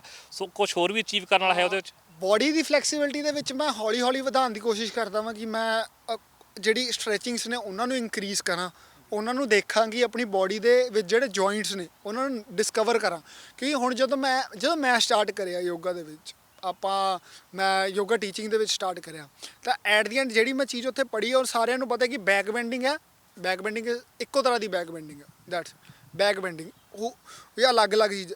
ਜਦੋਂ ਮੈਂ ਖੁਦ ਆਪਣੀ ਬੋਡੀ ਨੂੰ ਅਬਜ਼ਰਵ ਕਰਨਾ ਸ਼ੁਰੂ ਕਰਿਆ ਉਦੋਂ ਮੈਨੂੰ ਪਤਾ ਲੱਗਿਆ ਬੈਕ ਬੈਂਡਿੰਗ ਤੁਸੀਂ 4-5 ਵੱਖਰੇ ਪੁਆਇੰਟਸ ਤੋਂ ਤੁਸੀਂ ਆਪਣੀ ਬੈਕ ਨੂੰ ਬੈਂਡ ਕਰ ਸਕਦੇ ਹੋ। ਤੇ ਉਹਦੇ 'ਚ ਕੀ ਆ ਜਾਂਦਾ, ਜੇ ਤੁਸੀਂ ਇੱਕ ਪੁਆਇੰਟ ਦੇ ਉੱਤੋਂ ਆਪਣੀ ਇੰਕਰੀਜ਼ ਕਰਨਾ ਚਾਹੁੰਦੇ ਹੋ ਤਾਂ ਦੂਜੇ ਪੁਆਇੰਟ ਤੋਂ ਡਿਕਰੀਜ਼ ਹੋਊਗੀ। ਕਿਉਂਕਿ ਤੁਸੀਂ ਐਟ ਦੀ ਐਂਡ ਜਦੋਂ ਤੁਸੀਂ ਬੈਂਡ ਕਰਨਾ, ਇੱਥੋਂ ਬੈਂਡ ਕਰਿਆ, ਇੱਥੋਂ ਦੇ ਬਣ ਕੇ ਦੱਬਣੇ ਆ, ਇੱਥੋਂ ਦੇ ਬਣ ਕੇ ਦੱਬਣੇ ਆ। ਫਿਰ ਜਦੋਂ ਤੁਸੀਂ ਇੱਥੋਂ ਬੈਂਡ ਕਰਨਾ, ਉੱਥੋਂ ਦੇ ਬਣ ਕੇ ਖੁੱਲ੍ਹਣੇ ਆ। ਫਿਰ ਉਹੀ ਚੀਜ਼ ਆ ਜਾਂਦੀ ਹੈ ਕਿ ਜਦੋਂ ਤੁਸੀਂ ਸਟਰੈਚ ਕਰਨਾ ਹੈ ਤਾਂ ਉਹ ਤੁਹਾਨੂੰ ਐਟ ਦੀ ਐਂਡ ਇਹ ਕਿ ਤੁਹਾਨੂੰ ਉਹ ਚੀਜ਼ ਦੀ ਥਿਓਰੀ ਜਿੰਨੀ ਤੱਕ ਲੋਕਾਂ ਨੂੰ ਤੁਸੀਂ ਸਮਝਾਓਗੇ ਨਹੀਂ ਕਿ ਨਹੀਂ ਇਸ ਚੀਜ਼ 'ਚ ਵੀ ਵੇਰੀਏਸ਼ਨਸ ਹੈਗੀਆਂ ਨੇ, ਉਹ ਬੋਡੀ ਤੋਂ ਉਹ ਚੀਜ਼ਾਂ ਪਤਾ ਲੱਗੀਆਂ। ਹੁਣ ਮੈਂ ਬੋਡੀ ਦੇ ਵਿੱਚ ਐਕਚੁਅਲੀ ਹੁਣ ਮੈਂ ਕਰ ਰਿਹਾ ਕਿ ਫਲੈਕਸੀਬਿਲਿਟੀ ਜਦੋਂ ਮੈਂ ਲਾ ਰਿਹਾ ਵਾਂ ਉਹਦੇ ਵਿੱਚ ਵੇਟਸ ਚੱਕਾਂ। ਹੁਣ ਮੈਂ ਰੀਸੈਂਟਲੀ ਵੀਡੀਓ ਵੀ ਅਪਲੋਡ ਕਰੀ ਸੀਗੀ ਤੇ ਉਹ 'ਚ ਇੱਦਾਂ ਸੀ, ਉਹ 'ਚ ਮੈਂ ਬੈਕ ਬੈਂਡਿੰਗ ਕਰਕੇ ਵੇਟਸ ਦੇ ਨਾਲ ਮੈਂ ਵੇਟ ਲਿਫਟਿੰਗ ਕਰ ਰਿਹਾ ਸੀ ਬੈਕ ਬੈਂਡਿੰਗ ਦੇ ਵਿੱਚ। ਉਹਦੇ ਨਾਲ ਕੋਰ ਦੀ ਸਟਰੈਂਥ, ਬੈਕ ਤੁਹਾਨੂੰ ਪਤਾ ਲੱਗਦਾ ਕਿੱਥੋਂ ਬੰਦੇ ਨੂੰ ਆਪਣੇ ਆਪ ਪਤਾ ਲੱਗਣ ਲੱਗ ਜਾਂਦਾ ਬੈਂਡਿੰਗ ਕਿੱਥੋਂ ਹੋ ਰਹੀ ਹੈ। ਉਹ ਚੀਜ਼ ਸੈਲਫ ਰਿਅਲਾਈਜੇਸ਼ਨ ਹੋਣੀ ਸ਼ੁਰੂ ਹੋਈ। ਉਹ ਨਵੀਂ ਛੋਟੀ ਟੈਕਨੀਕਸ ਹੁੰਦੀਆਂ ਨੇ ਜਿੱਤੋਂ ਬੰਦੇ ਨੂੰ ਪਤਾ ਲੱਗਣਾ ਸ਼ੁਰੂ ਹੁੰਦਾ। ਸੋ ਇਹਦੇ ਵਿੱਚ ਹੁਣ ਪਹਿਲਾਂ ਇਹ ਵੀ ਜ਼ਰੂਰੀ ਹੁੰਦਾ ਫਿਰ ਨਾ, ਜਿਵੇਂ ਤੁਸੀਂ ਕਿਹਾ ਕਿ ਬੋਡੀ ਦੀ ਨੌਲੇਜ ਬਹੁਤ ਜ਼ਰੂਰੀ ਹੈ। ਸਭ ਤੋਂ ਪਹਿਲਾਂ ਫਿਰ ਉਹ ਤੋਂ ਸ਼ੁਰੂਆਤ ਕੀਤੀ ਸੀ ਵੀ ਤੁਸੀਂ ਕਿਹਾ ਕਿ ਇੱਥੋਂ ਬਣ ਕੇ ਆਪਣੇ ਆਪ ਦੱਬਦੇ ਆ, ਖੁੱਲ੍ਹਦੇ ਆ। ਸੋ ਉਹ ਮੈਨੂੰ ਲੱਗਦਾ ਫਿਰ ਉਹ ਜ਼ਿਆਦਾ ਇੰਪੋਰਟੈਂਟ ਚੀਜ਼ ਹੋਣੀ ਹੈ। ਹਾਂਜੀ, ਮੈਂ ਇਹੀ ਕਹੂੰਗਾ ਕਿਤਾਬਾਂ 'ਚੋਂ ਪੜ੍ਹਿਆ ਓਨਾ ਮੈਟਰ ਨਹੀਂ ਕਰਦਾ ਜਿੰਨਾ ਤੁਸੀਂ ਆਪ ਆਪਣੀ ਬੋਡੀ ਨੂੰ ਅਬਜ਼ਰਵ ਕਰਦੇ ਹੋ। ਜਿੰਨਾ ਤੁਸੀਂ ਬੋਡੀ ਨੂੰ ਆਪਣੀ ਅਬਜ਼ਰਵ ਕਰਦੇ ਹੋ, ਜਿੰਨਾ ਤੁਸੀਂ ਆਪਣੀ ਬੋਡੀ ਦੇ ਬਾਰੇ ਜਾਣਨ ਦੀ ਕੋਸ਼ਿਸ਼ ਕਰਦੇ ਹੋ, ਐਟ ਦੀ ਐਂਡ ਕਿਤਾਬਾਂ ਵੀ ਕਿੱਥੋਂ ਲਿਖੀਆਂ ਗਈਆਂ ਨੇ? ਕਿਤਾਬਾਂ ਵੀ ਉਹਨਾਂ ਨੇ ਹੀ ਲਿਖੀਆਂ ਨੇ ਜਿਨ੍ਹਾਂ ਨੇ ਆਪਣੀ ਬੋਡੀ ਨੂੰ ਜਾਣਿਆ, ਠੀਕ ਹੈ। ਤੇ ਅਸੀਂ ਉਹੀ ਪੜ੍ਹ ਕੇ ਉਹਨਾਂ ਨੇ ਜੋ ਲਿਖਿਆ ਅਸੀਂ ਉਹੀ ਪੜ੍ਹੀ ਜਾ ਰਹੇ। ਅਸੀਂ ਖੁਦ ਤਾਂ 1% ਵੀ ਖੁਦ ਨਹੀਂ ਲਾਇਆ। ਹੁਣ ਡਾਕਟਰਸ ਵੀ ਨੇ, ਭੁੱਲ ਵੀ ਜਾਂਦਾ। ਹੁਣ ਜਿਹੜੇ ਡਾਕਟਰਸ ਵੀ ਨੇ ਤੁਸੀਂ ਲਾਓ, ਡਾਕਟਰਸ ਵੀ ਲਿਖੀਆਂ ਹੋਈਆਂ ਕਿਤਾਬਾਂ ਪੜ੍ਹ ਰਹੇ ਨੇ ਜਿਹੜੀਆਂ ਪਹਿਲਾਂ ਕਿਸੇ ਨੇ ਆਪਣੀ ਬੋਡੀ ਦੇ ਉੱਤੇ ਰਿਸਰਚ ਕਰੀ ਸੀ, ਉਹੀ ਕਿਤਾਬਾਂ ਪੜ੍ਹ ਰਹੇ ਨੇ। ਹੌਲੀ ਹੌਲੀ ਇੱਕ ਅੱਧੀ ਚੀਜ਼ ਰਿਸਰਚ ਹੁੰਦੀ ਆ, ਆਉਂਦੀ ਆ, ਹੌਲੀ ਹੌਲੀ ਆਉਂਦੀ ਆ। ਬਟ ਕਦੇ ਕਿਸੇ ਡਾਕਟਰ ਨੂੰ ਦੇਖਿਆ ਕਿ ਡਾਕਟਰ ਆਪਣੀ ਬੋਡੀ ਜਾਣਨ ਦੀ ਕੋਸ਼ਿਸ਼ ਕਰ ਰਿਹਾ ਆਪਣੇ ਮਰੀਜ਼ ਤੋਂ ਇਲਾਵਾ? ਆਪ ਦੇ ਡਾਕਟਰ 'ਚ ਆਪ ਬਿਮਾਰੀ ਆਊਗੀ, ਆਪ ਡਾਕਟਰ ਕਿਸੇ ਦੂਸਰੇ ਡਾਕਟਰ ਕੋਲ ਜਾਊਗਾ। ਇਹ ਨਹੀਂ ਆਪਣੀ ਬੋਡੀ ਦੇ ਅੰਦਰ ਜਾਣਨ ਦੀ ਕੋਸ਼ਿਸ਼ ਕਰੇ ਉਹਦੇ ਪ੍ਰੋਬਲਮ ਕੀ ਆਈ ਆ, ਰੀਜ਼ਨ ਕੀ ਆ। ਆਪਾਂ ਕਿਤਾਬਾਂ 'ਚ ਵੜੇ ਪਏ, ਆਪਾਂ ਜੋ ਇੱਕ ਪਾਥ ਚੱਲਦਾ ਆ ਰਿਹਾ ਸਾਰੇ ਉੱਤੇ ਹੀ ਜਾਈ ਆ ਰਹੇ ਆ। ਆਪਾਂ ਇਹ ਨਹੀਂ ਕੁਛ, ਆਪਾਂ ਇੱਕ ਅਲੱਗ ਪਾਥ ਨਹੀਂ ਕ੍ਰੀਏਟ ਕਰਨਾ ਚਾਹੁੰਦੇ। ਸੇਮ ਤੁਸੀਂ ਬੁੱਕਸ ਪੜ੍ਹਦੇ ਹੋ, ਕੋਈ ਵੀ ਬੁੱਕਸ ਪੜ੍ਹ ਲਓ, ਸਿਰਫ ਮਤਲਬ ਬੋਡੀ ਰਿਲੇਟਡ ਨਹੀਂ, ਇਨ ਜਰਨਲ ਬੁੱਕਸ ਪੜ੍ਹ ਲਓ ਤੁਸੀਂ। ਪੁਰਾਣੀਆਂ ਬੁੱਕਸ ਆਊਟਡੇਟਡ ਨਹੀਂ ਹੁੰਦੀਆਂ, ਬਟ ਇੱਕ ਉਹਨਾਂ 'ਚ ਜਿਹੜਾ ਨੌਲੇਜ ਦਾ ਸੋਰਸ ਆ ਉਹ ਅੱਜ ਦੀ ਜਨਰੇਸ਼ਨ ਲਾਓ ਤੁਸੀਂ, ਅੱਜ ਦੀ ਜਨਰੇਸ਼ਨ ਅੱਜ ਦੇ ਇਨਵਾਇਰਨਮੈਂਟ ਨਾਲੋਂ ਮੈਚ ਨਹੀਂ ਕਰਦਾ ਹੋਊਗਾ। ਮਿਸਿੰਗ ਹੈ ਚੀਜ਼ਾਂ ਉਹਨਾਂ 'ਚ। ਬੇਸਿਕਸ ਕਵਰਡ ਹੈ ਬਟ ਜਿਹੜੇ ਇੱਕ ਹੋਰ ਬੇਸਿਕਸ ਉਸ ਤੋਂ ਬਾਅਦ ਐਡ ਹੋਏ ਨੇ ਉਹ ਮਿਸਿੰਗ ਨੇ। ਉਹ ਹੌਲੀ ਹੌਲੀ ਹੋਰ ਕਿਤਾਬਾਂ ਜਾ ਰਿਹਾ। ਕਿਉਂ ਨਾ ਆਪਾਂ ਕਿਤਾਬਾਂ ਦੀ ਕਿਉਂ ਵੇਟ ਕਰ ਰਹੇ ਹਾਂ ਕਿ ਕਿਤਾਬਾਂ 'ਚ ਆਉਣ ਫਿਰ ਪੜ੍ਹਾਂਗੇ? ਕਿਉਂ ਨਾ ਅਸੀਂ ਖੁਦ ਹੀ ਓਬਜ਼ਰਵ ਕਰੀਏ ਅਤੇ ਖੁਦ ਹੀ ਉਹਨਾਂ ਨੂੰ ਲੱਭੀਏ ਆਪਣੇ ਅੰਦਰ। ਹਰ ਬੰਦਾ ਜੇ ਇੱਦਾਂ ਕਰਨ ਲੱਗ ਜੇ ਤਾਂ ਇੱਕ ਅਲੱਗ ਹੀ ਤਰ੍ਹਾਂ ਦਾ ਇਨਵਾਇਰਨਮੈਂਟ ਕ੍ਰੀਏਟ ਹੋਊਗਾ। ਜਿਹੜੀ ਤੁਸੀਂ ਆਪਾਂ ਇਹ ਤੋਂ ਪਹਿਲਾਂ ਗੱਲ ਕਰ ਰਹੇ ਸੀ ਮਾਈਂਡ ਦੀ ਗੱਲ ਕਰ ਰਹੇ, ਤੁਸੀਂ ਕਿਹਾ ਸੀ ਵੀ ਤੁਸੀਂ ਸੈਲਫ ਹੀਲਿੰਗ ਤੇ ਰਿਸਰਚ ਕਰ ਰਹੇ ਹੋ। ਸੋ ਉਹਦੇ ਵਿੱਚ ਕਿਤੇ ਨਾ ਕਿਤੇ ਜਿਹੜੀਆਂ ਤੁਸੀਂ ਗੱਲਾਂ ਕੀਤੀਆਂ ਉਹ ਕਿਤੇ ਨਾ ਕਿਤੇ ਅਧਿਆਤਮ ਦੇ ਨੇੜੇ ਹੋ ਕੇ ਲੰਘਦੀਆਂ ਨੇ, ਵੀ ਆਪਣੇ ਆਪ ਤੇ ਭਰੋਸਾ ਕਰਨਾ ਜਾਂ ਆਪਣੇ ਅੰਦਰੋਂ ਆਪਣੀ ਚੀਜ਼ਾਂ ਠੀਕ ਕਰਨੀਆਂ। ਕਿਤੇ ਹੱਦ ਤੱਕ ਅਧਿਆਤਮ ਵੀ ਇਹ ਕਹਿੰਦਾ, ਵੱਖ-ਵੱਖ ਧਰਮਾਂ 'ਚ ਕਈ ਥਾਈਂ ਗੱਲਾਂ ਲਿਖੀਆਂ ਹੋਈਆਂ ਇਹ। ਸੋ ਉਹ ਚੀਜ਼ ਅੱਜ ਕੱਲ੍ਹ ਦੀ ਜਨਰੇਸ਼ਨ 'ਤੇ ਦੋਸ਼ ਲੱਗਦਾ ਵੀ ਉਹ ਉੱਥੋਂ ਬਹੁਤ ਦੂਰ ਦੀ ਲੰਘਦੇ ਆ। ਤੁਸੀਂ ਉੱਥੋਂ ਕਿਵੇਂ ਪਹੁੰਚੇ? ਉੱਥੋਂ ਦੂਰ ਲੰਘਣ ਦੀ ਗੱਲ ਨਹੀਂ, ਉੱਥੋਂ ਗੱਲ ਕੀ ਹੈ ਤੁਸੀਂ ਆਪਣੇ ਆਸ-ਪਾਸ ਕਿਵੇਂ ਦੇਖਦੇ ਹੋ ਚੀਜ਼ਾਂ ਨੂੰ। ਇਸ ਟਾਈਮ ਮੈਨੂੰ ਜੋ ਪ੍ਰੋਬਲਮ ਲੱਗਦੀ ਆ ਆਪਣੀ ਲਾਈਕ ਮੇਰੇ ਹਾਰਟ ਦੀ ਜਨਰੇਸ਼ਨ 'ਚ ਵੀ, ਮੇਰੀ ਏਜ ਵੀ ਜ਼ਿਆਦਾ ਨਹੀਂ, ਮੇਰੀ 22 ਦਾ ਮੈਂ ਹੋ ਜਾਣਾ 2 ਮਹੀਨੇ ਬਾਅਦ, ਬਟ ਮੈਨੂੰ ਜੋ ਲੱਗਦੀ ਆ ਪ੍ਰੋਬਲਮ ਲੱਗਦੀ ਆ, ਉਹ ਇੱਕ ਬੇਸਿਕ ਪ੍ਰੋਬਲਮ ਇਹ ਹੈ ਕਿ ਆਪਾਂ ਚੀਜ਼ਾਂ ਅਸੈਪਟ ਨਹੀਂ ਕਰਦੇ, ਆਪਾਂ ਆਪਣੇ ਆਪ ਤੋਂ ਹੀ ਭੱਜਦੇ ਹਾਂ। ਇਸ ਟਾਈਮ ਨਸ਼ੇ ਹੋਰ ਚੀਜ਼ਾਂ ਲਾਈਕ ਕਿਸੇ ਵੀ ਚੀਜ਼ ਦੇ ਉੱਤੇ ਡਿਪੈਂਡੈਂਟ ਕਿਉਂ ਆ? ਕਿਉਂਕਿ ਆਪਾਂ ਆਪਣੇ ਆਪ ਨੂੰ ਅਸੈਪਟ ਹੀ ਨਹੀਂ ਕਰ ਪਾ ਰਹੇ। ਰੀਜ਼ਨ ਕੀ ਆ? ਤੁਸੀਂ ਕਿਉਂ ਕਿਸੇ ਚੀਜ਼ ਕੀ ਤੁਸੀਂ ਬੰਦਾ ਨਸ਼ਾ ਕਰਦਾ ਆਪਣੇ ਸੈਂਸਿਸ ਤੋਂ ਪਰੇ ਹੋਣ ਵਾਸਤੇ। ਆਪਣੇ ਸੈਂਸਿਸ ਤੋਂ ਪਰੇ ਕਿਉਂ ਹੋਣਾ ਚਾਹ ਰਿਹਾ ਬੰਦਾ? ਕਿਉਂਕਿ ਆਪਣੀ ਜੋ ਰਿਐਲਿਟੀ ਆ ਉਸ ਚੀਜ਼ ਨੂੰ ਅਸੈਪਟ ਹੀ ਨਹੀਂ ਕਰ ਪਾ ਰਿਹਾ। ਜੇ ਉਹ ਰਿਐਲਿਟੀ ਨੂੰ ਅਸੈਪਟ ਕਰ ਲੇ, ਉਹਨੂੰ ਅੰਦਰ ਦਾ ਪਤਾ ਲੱਗ ਜਾਊਗਾ ਉਹਦੇ ਅੰਦਰ ਹੈ ਕੀ ਐਕਚੁਅਲ ਦੇ ਵਿੱਚ। ਜਦੋਂ ਉਹਨੂੰ ਅੰਦਰ ਦਾ ਪਤਾ ਲੱਗ ਗਿਆ, ਉਹਨੂੰ ਪਤਾ ਲੱਗ ਗਿਆ ਉਹ ਕਿੰਨਾ ਮਾੜਾ ਕਿੰਨਾ ਚੰਗਾ, ਠੀਕ ਹੈ, ਉਹ ਉੱਤੇ ਵਰਕ ਕਰ ਸਕਦਾ। ਬਟ ਜੇ ਆਪਾਂ ਇਹ ਸਟੈਪ ਇੱਕ ਬਿਗਨਿੰਗ ਸਟੈਪ ਹੀ ਨਹੀਂ ਕਰਾਂਗੇ ਕਿ ਆਪਾਂ ਆਪਣੇ ਆਪ ਨੂੰ ਜਾਣਨ ਦੀ ਕੋਸ਼ਿਸ਼ ਨਹੀਂ ਕਰਾਂਗੇ, ਫਿਰ ਆਪਾਂ ਉਹ ਨੈਕਸਟ ਸਟੈਪ 'ਤੇ ਪਹੁੰਚ ਹੀ ਨਹੀਂ ਸਕਦੇ। ਅਤੇ ਇਹਦੇ ਵਾਸਤੇ ਇੱਕ ਜਿਹੜੀ ਮੈਂ ਪ੍ਰੈਕਟਿਸ, ਜਦੋਂ ਮੈਂ ਕਲਾਸਿਸ ਵੀ ਲੈ ਰਿਹਾ ਹੁੰਦਾ ਮੈਂ ਹਰੇਕ ਨੂੰ ਉਹੀ ਪ੍ਰੈਕਟਿਸ ਦੱਸਦਾ ਹੁੰਦਾ ਵਾਂ ਕਿ ਤੁਸੀਂ ਉਹ ਚੀਜ਼ ਜ਼ਰੂਰ ਕਰੋ ਆਪਣੀ ਲਾਈਫ ਦੇ ਵਿੱਚ, ਉਸ ਚੀਜ਼ ਸਟਾਰਟ ਕਰੋ। ਹੌਲੀ ਹੌਲੀ ਤੁਹਾਨੂੰ ਉਹਦੇ ਨਾਲ ਡਿਫਰੈਂਸ ਦਿਖਣਾ ਸਟਾਰਟ ਹੋਊਗਾ।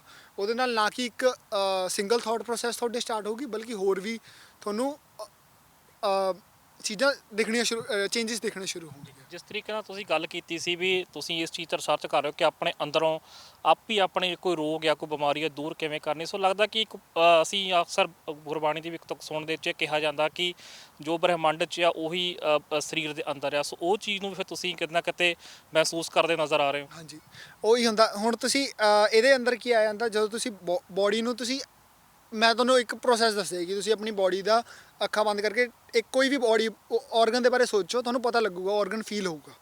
ਤੁਸੀਂ ਔਰਗਨ ਦੇ ਵਿੱਚ ਵਾਰਮਥ ਜਾਂ ਔਰਗਨ ਦੇ ਵਿੱਚ ਸੈਂਸੇਸ਼ਨ ਤੁਹਾਨੂੰ ਫੀਲ ਹੋਣੀ ਸਟਾਰਟ ਹੋਊਗੀ। ਹੁਣ ਅਸੀਂ ਜਦੋਂ ਪਹਿਲਾਂ ਅੱਜ ਤੋਂ 100-200 ਸਾਲ ਪਹਿਲਾਂ ਵੈਦ ਹੁੰਦੇ ਸੀ, ਡਾਕਟਰ ਨਹੀਂ ਹੁੰਦੇ ਸੀ। ਵੈਦ ਕਹਿੰਦੇ ਸੀ ਨਬਜ਼ ਫੜ ਕੇ ਦੱਸ ਦਿੰਦੇ ਤੁਹਾਡੇ ਬਿਮਾਰੀ ਕੀ ਆ। ਉਹਨੂੰ ਨਬਜ਼ ਫੜ ਕੇ ਕਿੱਦਾਂ ਪਤਾ ਲੱਗਦੀ ਸੀ ਬਿਮਾਰੀ। ਮੈਂ ਟਰੀਟਮੈਂਟਸ ਕਰਦਾ ਵਾਂ। ਮੈਂ ਇੰਡੀਆ ਟਰੀਟਮੈਂਟਸ ਕਰਦਾ ਸੀਗਾ। ਇੰਡੀਆ ਮੈਂ ਸਰਟੀਫਿਕੇਸ਼ਨ ਵੀ ਕੀਤੀ ਹੋਈ ਹੈ ਫਿਜ਼ੀਓਥੈਰੇਪੀ ਦੀ। ਅਤੇ ਇੰਡੀਆ ਮੈਂ ਜੋ ਉਹ ਕਰਦਾ ਸੀ, ਹੀਲਿੰਗ ਕਰਦਾ ਸੀਗਾ। ਮੈਂ ਹੀਲ ਕਰਿਆ ਪੇਸ਼ੈਂਟ ਜਿਨ੍ਹਾਂ ਨੇ ਲੁਧਿਆਣੇ DMC ਅਪੋਲੋ ਤੋਂ ਜਵਾਬ ਮਿਲਿਆ ਹੋਇਆ ਸੀ ਸਾਲ 1.5 ਸਾਲ। ਅਤੇ ਉਹਦੇ ਪਿੱਛੇ ਰੀਜ਼ਨ ਕੀ ਸੀ? ਮੇਰਾ ਇੱਕ ਟਰੀਟਮੈਂਟ ਕਰਨ ਦਾ ਇੱਕੋ ਜਿਹੜਾ ਬੇਸਿਕ ਹੈ, ਜਦੋਂ ਮੈਂ ਕਿਸੇ ਦੀ ਪ੍ਰੋਬਲਮ ਦੇਖਣੀ ਹੈ, ਮੇਰਾ ਫਸਟ ਸਟੈਪ ਹੁੰਦਾ ਮੈਂ ਆਪਣੇ ਅੰਦਰ ਫੀਲ ਕਰਨੀ ਆ ਉਸ ਬੋਡੀ ਪਾਰਟ ਦੇ ਉੱਤੇ। ਕਿਉਂਕਿ ਮੈਂ ਆਪਣੇ ਸਿੰਗਲ ਥਾਟ ਪ੍ਰੋਸੈਸ ਦੇ ਉੱਤੇ ਵਰਕ ਕਰਿਆ ਹੋਇਆ। ਮੈਨੂੰ ਪਤਾ ਮੈਂ ਇੰਸਟੈਂਟਲੀ ਆਪਣੇ ਉਸ ਬੋਡੀ ਪਾਰਟ ਦੇ ਉੱਤੇ ਫੋਕਸ ਕਰ ਸਕਦਾ ਅਤੇ ਮੈਨੂੰ ਪਤਾ ਉੱਥੇ ਕਿਹੜੀ ਨਰਵਸ ਚੱਲ ਰਹੀਆਂ, ਕਿਹੜੇ ਮਸਲਸ ਉੱਥੋਂ ਜਾ ਰਹੇ ਆ, ਕਿੱਥੋਂ ਉਹ ਪ੍ਰੋਬਲਮ, ਕਿੱਥੋਂ ਪੇਨ ਓਰੀਜੀਨੇਟ ਹੋ ਸਕਦੀ ਹੈ। ਜਦੋਂ ਤੁਸੀਂ ਉਹਨਾਂ ਤੋਂ ਪੁੱਛਦੇ ਹੋ, ਮੇਰਾ ਪਹਿਲੇ 2-3 ਕੁਐਸਚਨ ਹੁੰਦੇ ਆ। ਅੱਛਾ, ਇੱਥੇ ਪੇਨ ਹੋ ਰਹੀ ਹੈ, ਓਕੇ। ਮੈਂ ਸੋਚਦਾ ਕਿੱਥੇ ਪੇਨ ਹੋ ਰਹੀ ਹੈ, ਠੀਕ ਹੈ। ਮੈਂ ਆਪਣੀ ਬੋਡੀ ਦੇ ਅੰਦਰ ਸੋਚਦਾ ਮੈਂ ਓਕੇ ਇੱਥੇ ਪੇਨ ਹੈ, ਇੱਥੋਂ ਦੀ ਕਿੱਥੋਂ ਓਰੀਜੀਨੇਟ ਹੋ ਸਕਦੀ ਹੈ ਮੇਰੀ ਬੋਡੀ ਦੇ ਅੰਦਰੋਂ ਪੇਨ, ਓਕੇ। ਉਹਨਾਂ ਦੇ ਟੱਚ ਕਰਕੇ ਦੇਖਿਆ ਉੱਥੇ, ਅੱਛਾ ਇੱਥੋਂ ਆ ਰਹੀ ਹੈ, ਇੱਥੇ ਪੇਨ ਹੋ ਰਹੀ ਹੈ, ਇੱਥੇ ਪੇਨ ਹੋ ਰਹੀ ਹੈ। ਉਹ ਇੱਕ ਤਰੀਕਾ ਬਣ ਜਾਂਦਾ ਤੁਹਾਡਾ। ਸੇਮ ਉਹੀ ਚੀਜ਼ ਹੁੰਦੀ ਆ ਕਿ ਜਦੋਂ ਤੁਸੀਂ ਆਪਣੀ ਬੋਡੀ ਨਾਲ ਰਿਲੇਟ ਕਰਕੇ ਦੂਜੇ ਦੀ ਬੋਡੀ ਨੂੰ ਹੀਲ ਕਰਦੇ ਹੋ, ਉਹ ਬੈਟਰ ਹੁੰਦਾ ਰੈਦਰ ਦੈਨ ਤੁਸੀਂ ਕਿਤਾਬਾਂ 'ਚ ਪੜ੍ਹ ਕੇ ਕਿਤਾਬਾਂ 'ਚੋਂ ਪੜ੍ਹਿਆ ਕਿ ਹਾਂ ਯਾਰ ਇਹ ਪਾਰਟ ਦੇ ਉੱਤੇ ਆ ਹੁੰਦਾ, ਇਹ ਪਾਰਟ ਦੇ ਉੱਤੇ ਆ ਹੁੰਦਾ, ਇਹ ਪਾਰਟ ਦੇ ਉੱਤੇ ਆ ਹੁੰਦਾ, ਇੱਦਾਂ ਕਰਦੇ ਆ। ਤੁਹਾਡਾ ਫੰਡਾ ਹੈ ਜਿਵੇਂ ਪੰਜਾਬੀ 'ਚ ਕਹਿੰਦੇ ਹੁੰਦੇ ਆ ਕਿ ਜਿਸ ਤਨ ਲੱਗੇ ਸੋਈ ਜਾਣੇ, ਤੁਸੀਂ ਆਪਣੇ ਤਨ 'ਤੇ ਮਹਿਸੂਸ ਕਰਦੇ ਹੋ। ਮਹਿਸੂਸ ਕਰੋ, ਕਿਉਂਕਿ ਐਟ ਦੀ ਐਂਡ 100-200 ਸਾਲ ਪਹਿਲਾਂ ਵੈਦ ਹੁਣ ਵੀ ਇਹੀ ਕਰਦੇ ਸੀ। ਨਬਜ਼ ਪੜ੍ਹ ਕੇ ਕਿਵੇਂ ਪਛਾਣ ਲੈਂਦੇ ਸੀ? ਕਿਉਂਕਿ ਉਹਨਾਂ ਨੂੰ ਪਤਾ ਹੁੰਦਾ ਕਿ ਕਿੰਨੀ ਨਬਜ਼ ਚੱਲ ਰਹੀ ਹੈ ਤਾਂ ਕੀ ਚੀਜ਼ ਚੱਲ ਰਹੀ ਹੈ ਬੋਡੀ ਦੇ ਅੰਦਰ। ਕਿਉਂਕਿ ਹੁਣ ਤੁਸੀਂ ਬਹਿੰਦੇ ਹੋ, ਤੁਹਾਡੀ ਹਾਰਟ ਬੀਟ ਅਲੱਗ ਹੁੰਦੀ ਆ। ਤੁਸੀਂ ਖੜੇ ਹੋ, ਤੁਹਾਡੀ ਹਾਰਟ ਬੀਟ ਅਲੱਗ ਹੈ। ਤੁਸੀਂ ਵਾਕ ਕਰ ਰਹੇ ਹੋ, ਤੁਹਾਡੀ ਹਾਰਟ ਬੀਟ ਅਲੱਗ ਹੈ। ਤੁਸੀਂ ਕੁਝ ਸੋਚ ਰਹੇ ਹੋ, ਤੁਹਾਡੀ ਹਾਰਟ ਬੀਟ ਅਲੱਗ ਹੈ। ਤੁਸੀਂ ਹੁਣੇ ਗੱਲ ਵੀ ਕਰ ਰਹੇ ਹੋ, ਤੁਹਾਡੀ ਹਾਰਟ ਬੀਟ ਅਲੱਗ ਹੋਊਗੀ। ਤੁਸੀਂ ਨਾਲ ਹੀ ਕੁਝ ਹੋਰ ਵਰਡਿੰਗ ਬੋਲੋਗੇ, ਉਸ ਟਾਈਮ ਤੁਹਾਡੀ ਹਾਰਟ ਬੀਟ ਅਲੱਗ ਹੋ ਜੂਗੀ। ਮੈਂ ਕੁਝ ਹੋਰ ਬੋਲੂੰਗਾ, ਮੈਂ ਕੁਝ ਅਲੱਗ ਜਿਹੀ ਚੀਜ਼ ਬੋਲ ਦੂੰਗਾ, ਤੁਹਾਡੀ ਹਾਰਟ ਬੀਟ ਇੱਕਦਮ ਤੇਜ਼ ਹੋ ਜੂਗੀ, ਤੁਹਾਡੀ ਹਾਰਟ ਬੀਟ ਇੱਕਦਮ ਸਲੋ ਹੋ ਜੂਗੀ। ਉਹ ਹਾਰਟ ਬੀਟ ਦਾ ਹੁੰਦਾ। ਹੁਣ ਇਹਦੇ ਵਿੱਚ ਹੋਰ ਚੀਜ਼ਾਂ ਆਉਂਦੀ, ਜੇ ਤੁਸੀਂ ਕੰਸਨਟਰੇਸ਼ਨ ਆਪਣੀ ਬੋਡੀ ਦੇ ਉੱਤੇ ਕੁਝ ਵੀ ਕਰ ਸਕਦੇ ਹੋ। ਖੜੇ ਤੁਸੀਂ ਆਪਣੇ ਆਪ ਨੂੰ ਬੁਖਾਰ ਚੜ੍ਹਾ ਸਕਦੇ ਹੋ, ਬੁਖਾਰ ਉਤਾਰ ਸਕਦੇ ਹੋ। ਉਹ ਚੀਜ਼ਾਂ ਹੁੰਦੀਆਂ। ਕਿਸ ਤਰੀਕੇ ਨਾਲ? ਉਹ ਇੱਕ ਕੰਸਨਟਰੇਸ਼ਨ ਹੈ ਤੁਹਾਡੀ ਮਾਈਂਡ ਦੇ ਉੱਤੇ। ਕਿ ਐਟ ਦੀ ਐਂਡ ਬੁਖਾਰ ਹੁੰਦਾ ਕੀ ਹੈ? ਹਾਰਟ ਬੀਟ ਤੇਜ਼ ਹੋ ਜਾਂਦੀ ਹੈ, ਬੋਡੀ ਦਾ ਟੈਂਪਰੇਚਰ ਵੱਧਦਾ। ਬੋਡੀ ਦਾ ਟੈਂਪਰੇਚਰ ਤੁਸੀਂ ਕਿਸ ਤਰੀਕੇ ਨਾਲ ਵੱਧ ਸਕਦਾ? ਰਨਿੰਗ ਕਰਦੇ ਹੋ, ਹੋਰ ਚੀਜ਼ਾਂ ਕਰਦੇ ਹੋ। ਹੁਣ ਜੇ ਤੁਸੀਂ ਬੈਠੇ ਬੈਠੇ ਆਪਣੀ ਬਾਡੀ ਦਾ ਟੈਂਪਰੇਚਰ ਵਧਾ ਸਕਦੇ ਹੋ, ਵਧਾ ਘਟਾ ਸਕਦੇ ਹੋ, ਉਹ ਚੀਜ਼ ਹੋ ਜਾਂਦੀ ਹੈ ਜਦੋਂ ਉਹ ਲੈਵਲ ਨੂੰ ਕਹਿੰਦੇ ਆ ਕਿ ਇੱਕ ਸਿੰਗਲ ਥਾਟ ਪ੍ਰੋਸੈਸ, ਉਹ ਕੀ ਤੁਸੀਂ ਆਪਣੀ ਬਾਡੀ ਦੇ ਹਰ ਪਾਰਟ ਦੇ ਉੱਤੇ ਫੋਕਸ ਕਰ ਪਾਓ। ਸੋ ਇਹਦੇ ਵਿੱਚ ਤੁਸੀਂ ਕਿਹਾ ਕਿ ਤੁਸੀਂ ਇਲਾਜ ਕਰਦੇ ਰਹੇ ਹੋ, ਸੋ ਕਿੱਦਾਂ ਦੇ ਪੇਸ਼ੈਂਟ ਤੁਸੀਂ ਹੀਲ ਕੀਤੇ, ਕਿਹੜੇ ਬਿਮਾਰੀਆਂ? ਸੋ ਮੈਂ ਪੇਸ਼ੈਂਟਸ ਜਿਹੜੇ ਹੀਲ ਕੀਤੇ ਮੋਸਟਲੀ ਮੈਂ ਮਸਲ ਜੁਆਇੰਟ ਪੇਨ ਵਾਲੇ ਪੇਸ਼ੈਂਟਸ ਮੇਰੇ ਕੋਲ ਜ਼ਿਆਦਾ ਆਉਂਦੇ ਸੀਗੇ, ਤਾਂ ਮੈਂ ਉਹਦੇ 'ਚ ਹੀਲ ਕੀਤੇ ਆ। ਇੱਕ ਪੇਸ਼ੈਂਟ ਮੇਰੇ ਕੋਲ ਪੈਰ ਦਾ ਸੀਗਾ, 1.5 ਸਾਲ ਹੋ ਗਏ ਉਹਨੂੰ, ਉਹ ਪੋਲੋ DMC ਜਾਂਦੇ ਜਵਾਬ ਮਿਲ ਗਿਆ ਹੋਇਆ ਸੀਗਾ, ਉਹਦਾ ਪੈਰ ਠੀਕ ਨਹੀਂ ਹੋ ਰਿਹਾ ਸੀ, ਪੈਰ 'ਚ ਸੋਜਿਸ਼ ਅਲੱਗ ਸੀਗੀ ਅਤੇ ਉੱਤੋਂ ਦੀ ਉੱਤੇ ਜਾ ਰਹੀ ਸੀ ਪ੍ਰੋਬਲਮ। ਉਹਨਾਂ ਨੂੰ ਉਹ ਕਹੀ ਜਾਂਦੇ ਸੀ ਤੁਹਾਡੀ ਬੈਕ ਦੀ ਪ੍ਰੋਬਲਮ, ਬੈਕ ਤੋਂ ਪ੍ਰੋਬਲਮ ਹੈ, ਬਟ ਉਹਨਾਂ ਦੇ ਐਕਚੁਅਲ ਦੇ ਵਿੱਚ ਪ੍ਰੋਬਲਮ ਕੀ ਸੀ, ਉਹਨਾਂ ਦਾ ਪੈਰ ਮੁੱਚੜਿਆ ਸੀ ਅਤੇ ਨਰਵਸ ਉੱਥੇ ਜਾਮ ਹੋ ਗਈਆਂ ਸੀ। ਕਿਉਂਕਿ ਆਪਾਂ ਕਰਦੇ ਕੀ ਹਾਂ, ਜਦੋਂ ਸਾਡੇ ਕੋਈ ਵੀ ਪ੍ਰੋਬਲਮ ਹੁੰਦੀ ਹੈ, ਅਸੀਂ ਰੈਦਰ ਦੈਨ ਉਹਨੂੰ ਦੇਖਣ ਦੇ ਕੀ ਆ, ਜੇ ਪੈਰ ਮੁੱਚਿਆ ਅਸੀਂ ਉੱਥੇ ਪੈਰ ਨੂੰ ਹਿਲਾਉਣਾ ਨਹੀਂ, ਬਹਿ ਗਏ, ਅਸੀਂ ਜ਼ਮੀਨ 'ਤੇ ਵੀ ਨਹੀਂ ਰੱਖਣਾ ਪੈਰ, ਕਿ ਦਰਦ ਹੋਊਗਾ ਸਾਡੇ। ਹੁਣ ਜਦੋਂ ਤੁਹਾਡਾ ਪੈਰ ਮੁੱਚੜਿਆ, ਤੁਹਾਡੀ ਨਰਵਸ ਜਿਹੜੀ ਐਕਚੁਅਲ ਪੋਜੀਸ਼ਨ ਹੈ ਉਹ ਤੋਂ ਹਿੱਲੀਆਂ ਨੇ, ਜੇ ਤੁਸੀਂ ਉਹਨੂੰ ਵਾਪਸ ਉਸੇ ਪੋਜੀਸ਼ਨ 'ਤੇ ਨਹੀਂ ਲੈ ਕੇ ਆਓਗੇ ਸਹੀ ਨਹੀਂ ਹੋਊਗਾ। ਜੇ ਤੁਸੀਂ ਉਹਨੂੰ ਉਸੇ ਥਾਂ ਦੇ ਉੱਤੇ ਰੱਖੋਗੇ, ਤੁਸੀਂ ਉਹ ਡਾਕਟਰ ਨੇ ਕਹਤਾ ਬੈੱਡ ਰੈਸਟ ਕਰ ਲਓ, ਤੁਸੀਂ 20 ਦਿਨ ਬੈੱਡ ਰੈਸਟ ਕਰ ਲਈ, ਬਟ ਉਹ ਨਰਵਸ ਗਲਤ ਥਾਂ 'ਤੇ ਆਈਆਂ ਸੀਗੀਆਂ, ਉੱਥੇ ਦੀਆਂ ਉੱਥੇ ਅੜੀਆਂ ਰਹਿ ਗਈਆਂ। ਉਹ 20 ਦਿਨ ਬੈੱਡ ਰੈਸਟ ਤੋਂ ਬਾਅਦ ਤੁਹਾਡਾ ਪੈਰ ਉੱਥੇ ਹੀ ਸੈੱਟ ਹੋ ਗਿਆ, ਤੁਹਾਨੂੰ ਪੇਨ ਹੋਣੀ ਬੰਦ ਹੋ ਗਈ, ਤੁਸੀਂ ਨੋਰਮਲ ਹੋ ਗਏ। ਬਟ ਸਾਲ 2 ਸਾਲ ਬਾਅਦ ਮਾੜੀ ਜਿਹੀ ਕੋਈ ਚੀਜ਼ ਹੋਈ, ਉੱਥੇ ਪ੍ਰੋਬਲਮ ਆ ਗਈ, ਕੋਈ ਫੜ ਹੀ ਨਹੀਂ ਸਕਦਾ ਫਿਰ ਤੁਹਾਡੇ ਪ੍ਰੋਬਲਮ ਕਿੱਥੋਂ ਆਈ। ਕਿਉਂ? ਕਿਉਂਕਿ ਉਹ ਤਾਂ ਉੱਥੇ ਤੁਹਾਡਾ ਨੋਰਮਲ ਹੋ ਗਿਆ, ਉਹ ਨਰਵਸ ਜਿਹੜੀ ਐਕਚੁਅਲ ਪੋਜੀਸ਼ਨ ਸੀ ਉੱਥੋਂ ਹਿੱਲ ਕੇ ਉੱਥੇ ਨੋਰਮਲ, ਉੱਥੇ ਪੱਕੀਆਂ ਹੋ ਗਈਆਂ, ਕੋਈ ਫੜ ਹੀ ਨਹੀਂ ਸਕਦਾ। ਸੋ ਇਹਦੇ ਵਿੱਚ ਤੁਸੀਂ ਫਿਰ ਐਕਸਰਸਾਈਜ਼ ਵਗੈਰਾ ਕਰਾਉਂਦੇ ਸੀ, ਜਾਂ ਤੁਸੀਂ ਫਿਰ ਜਿਵੇਂ ਕਿ ਆਪਣੇ ਹੁੰਦਾ ਵੈਦ, ਜਿਵੇਂ ਕਿ ਥੋੜਾ ਬਹੁਤਾ ਪਹਿਲਾਂ ਮੇਨ ਬੇਸਿਕ ਹੁੰਦਾ ਉਸ ਏਰੀਆ ਨੂੰ ਜਿੱਥੇ ਤੁਹਾਡੇ ਪੇਨ ਛਿੜ ਰਹੀ ਹੈ, ਉਹਨੂੰ ਸੌਫਟ ਕਰਨਾ, ਉਹਦੇ ਮਾਸਪੇਸ਼ੀਆਂ ਨੂੰ ਕੂਲ ਡਾਊਨ ਕਰਨਾ, ਪਤਾ ਕਰਨਾ ਕਿ ਹਾਂ ਹਰ ਚੀਜ਼ ਜਗ੍ਹਾ 'ਤੇ ਹੈ, ਉੱਥੋਂ ਹਿੱਲੀ ਹੋਈ ਆ। ਉਹ ਜਦੋਂ ਉਹ ਚੀਜ਼ ਹੋ ਜਾਂਦੀ ਹੈ, ਉਸ ਤੋਂ ਬਾਅਦ ਤੁਸੀਂ ਉਹਨੂੰ ਪਹਿਲਾਂ ਮਸਾਜ ਕਰਕੇ ਉਹਨੂੰ ਉਸ ਲੈਵਲ 'ਤੇ ਲੈ ਕੇ ਆਉਂਦੇ, ਉਸ ਤੋਂ ਬਾਅਦ ਅੱਗੇ ਜੋ ਹੁੰਦਾ ਟ੍ਰੀਟਮੈਂਟ। ਸੋ ਆਪਣੀ ਗੱਲ ਫਲੈਕਸੀਬਿਲਿਟੀ ਤੋਂ ਨਿਕਲ ਕੇ ਗਾਂ ਇਲਾਜ 'ਤੇ ਚੱਲ ਗਈ। ਸੋ ਇਹ ਹੁਣ ਜਿਹੜੀ ਤੁਸੀਂ ਇੰਨਾ ਕੁਝ ਕਰ ਰਹੇ ਹੋ, ਸੋ ਇਹਨੂੰ ਤੁਸੀਂ ਕਿਹੜੇ ਪਾਸੇ ਲਾਉਣਾ ਚਾਹੁੰਦੇ ਹੋ? ਕਿਸੇ ਗੇਮ 'ਚ ਜਾਣਾ ਚਾਹੁੰਦੇ ਹੋ, ਜਾਂ ਫਿਰ ਇਹਨੂੰ ਇਸੇ ਤਰੀਕੇ ਹੈਲਥ ਵਾਲੇ ਪਾਸੇ ਲਾਉਣਾ ਚਾਹੁੰਦੇ ਹੋ, ਜਾਂ ਡਾਕਟਰ ਬਣਨਾ ਚਾਹੁੰਦੇ ਹੋ, ਜਾਂ ਕਿਸ ਪਾਸੇ ਜਾਣਾ ਚਾਹੁੰਦੇ ਹੋ? ਐਕਚੁਅਲੀ ਜਦੋਂ ਮੈਂ ਸ਼ੁਰੂ ਕਰਿਆ, ਮੇਰਾ ਪਹਿਲਾਂ ਵੀ ਦੱਸਿਆ ਕਿ ਮੇਰਾ ਪਹਿਲਾਂ ਸ਼ੁਰੂ ਕਰਨ ਦਾ ਸੀਗਾ ਸਿਰਫ ਫਲੈਕਸੀਬਿਲਿਟੀ।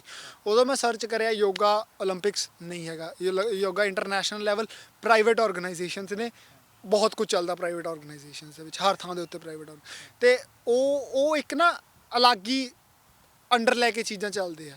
ਠੀਕ ਹੈ, ਮੇਰਾ ਥਾਟ ਪ੍ਰੋਸੈਸ ਹੈ ਕਿ ਤੁਹਾਨੂੰ ਐਕਸਪਲੋਰ ਕਰਨੀਆਂ ਚਾਹੀਦੀਆਂ ਚੀਜ਼ਾਂ ਨੂੰ, ਉਸ ਚੀਜ਼ 'ਤੇ ਰੁਕਣਾ ਨਹੀਂ ਚਾਹੀਦਾ। ਇਸ ਟਾਈਮ ਮੇਰਾ ਮੇਨ ਹੈ ਕਿ ਬਾਡੀ ਫਲੈਕਸੀਬਿਲਿਟੀ, ਸੈਲਫ ਹੀਲਿੰਗ, ਆਹ ਚੀਜ਼ ਨੂੰ ਪ੍ਰਮੋਟ ਕਰਨਾ, ਅੱਗੇ ਆਹ ਚੀਜ਼ ਨੂੰ ਅੱਗੇ ਹੌਲੀ ਹੌਲੀ ਲੈ ਕੇ ਆਉਣਾ। ਕਿਉਂਕਿ ਜਿਵੇਂ ਮੈਂ ਮਿਲਦਾ ਵਾਂ ਆਪਣੇ ਕਲਾਇੰਟਸ ਨੂੰ, ਉਹਨਾਂ 'ਚ ਮੈਂ ਹੌਲੀ ਹੌਲੀ ਆਹ ਚੀਜ਼ਾਂ ਲੈ ਕੇ ਆ ਰਿਹਾ, ਉਹਨਾਂ 'ਚੋਂ ਚੇਂਜ ਲੈ ਕੇ ਆ ਰਿਹਾ ਵਾਂ। ਕਿਉਂਕਿ ਮੈਂ ਇੱਕ ਪ੍ਰੈਕਟਿਸ ਵੀ ਡਿਵੈਲਪ ਕਰੀ ਹੋਈ ਹੈ ਜਿਹੜੀ ਮੇਨ ਸੈਲਫ ਹੀਲਿੰਗ ਦੇ ਉੱਤੇ ਫੋਕਸ ਕਰਦੀ ਆ, ਅਤੇ ਉਹ ਤੋਂ ਫਿਰ ਹੌਲੀ ਹੌਲੀ ਵੱਧਦੇ। ਮਤਲਬ ਤੁਸੀਂ ਆਤਮ ਨਿਰਭਰ, ਮਤਲਬ ਕਿ ਬਿਨਾਂ ਡਾਕਟਰ ਤੋਂ ਕਿਸ ਤਰੀਕੇ ਨਾਲ ਆਪਣੇ ਅੰਦਰੋਂ ਜਿਹੜੀ ਉਸ ਰੋਗ ਨੂੰ, ਉਸ ਚੀਜ਼ ਨੂੰ ਤੁਸੀਂ ਇੱਥੇ ਕਰ ਰਹੇ ਹੋ। Self healing at the and, ਜੇ ਤੁਸੀਂ ਖੁਦ ਨੂੰ ਠੀਕ ਕਰਨ ਲੱਗ ਗਏ, ਤੁਹਾਡੇ ਅੰਦਰ ਬਿਮਾਰੀ ਨਹੀਂ ਹੋਊਗੀ, ਓਰੀਜਨੇਟ ਹੀ ਨਹੀਂ ਹੋਊਗੀ। ਜੇ ਤੁਹਾਨੂੰ ਪਤਾ ਹੋਊਗਾ ਕਿ ਤੁਹਾਡੀ ਬਾਡੀ 'ਚ ਚੱਲ ਕੀ ਰਿਹਾ, ਤੁਹਾਡੇ ਅੰਦਰ ਬਿਮਾਰੀ ਓਰੀਜਨੇਟ ਹੀ ਨਹੀਂ ਹੋਊਗੀ। ਇਨੀਸ਼ੀਅਲੀ ਤੁਹਾਨੂੰ ਹੀਲ ਕਰਨਾ ਪਊਗਾ ਹੌਲੀ ਹੌਲੀ, ਉਸ ਤੋਂ ਬਾਅਦ ਐਟ ਦੀ ਐਂਡ ਤੁਹਾਡੇ ਅੰਦਰ ਕੋਈ ਬਿਮਾਰੀ ਨਹੀਂ ਹੋਊਗੀ। ਇੱਥੇ ਇਸ ਵਕਤ ਹੈਗੇ ਲੋਕ ਤੁਹਾਡੇ ਨਾਲ ਜੁੜੇ ਹੋਏ, ਸੋ ਕਿ ਇੰਡੀਆ ਕਰਦੇ ਸੀ? ਇੰਡੀਆ ਵੀ ਹੈਗੇ ਨੇ, ਇੱਥੇ ਵੀ ਹੈਗੇ। ਇੰਡੀਆ ਮੇਰੇ ਇਸ ਟਾਈਮ ਜ਼ਿਆਦਾ ਨੇ, ਬਟ ਇੱਥੇ ਥੋੜ੍ਹੇ ਬਹੁਤ ਹੈਗੇ ਆ ਜਿਹੜੇ। ਕਿਸ ਤਰੀਕੇ ਨਾਲ ਉਹਨਾਂ ਦਾ ਤੁਸੀਂ ਜੁੜੇ ਹੋਏ ਹੋ? ਉਸ ਤੇ ਉਹਨਾਂ ਨਾਲ like private yoga classes, that's it.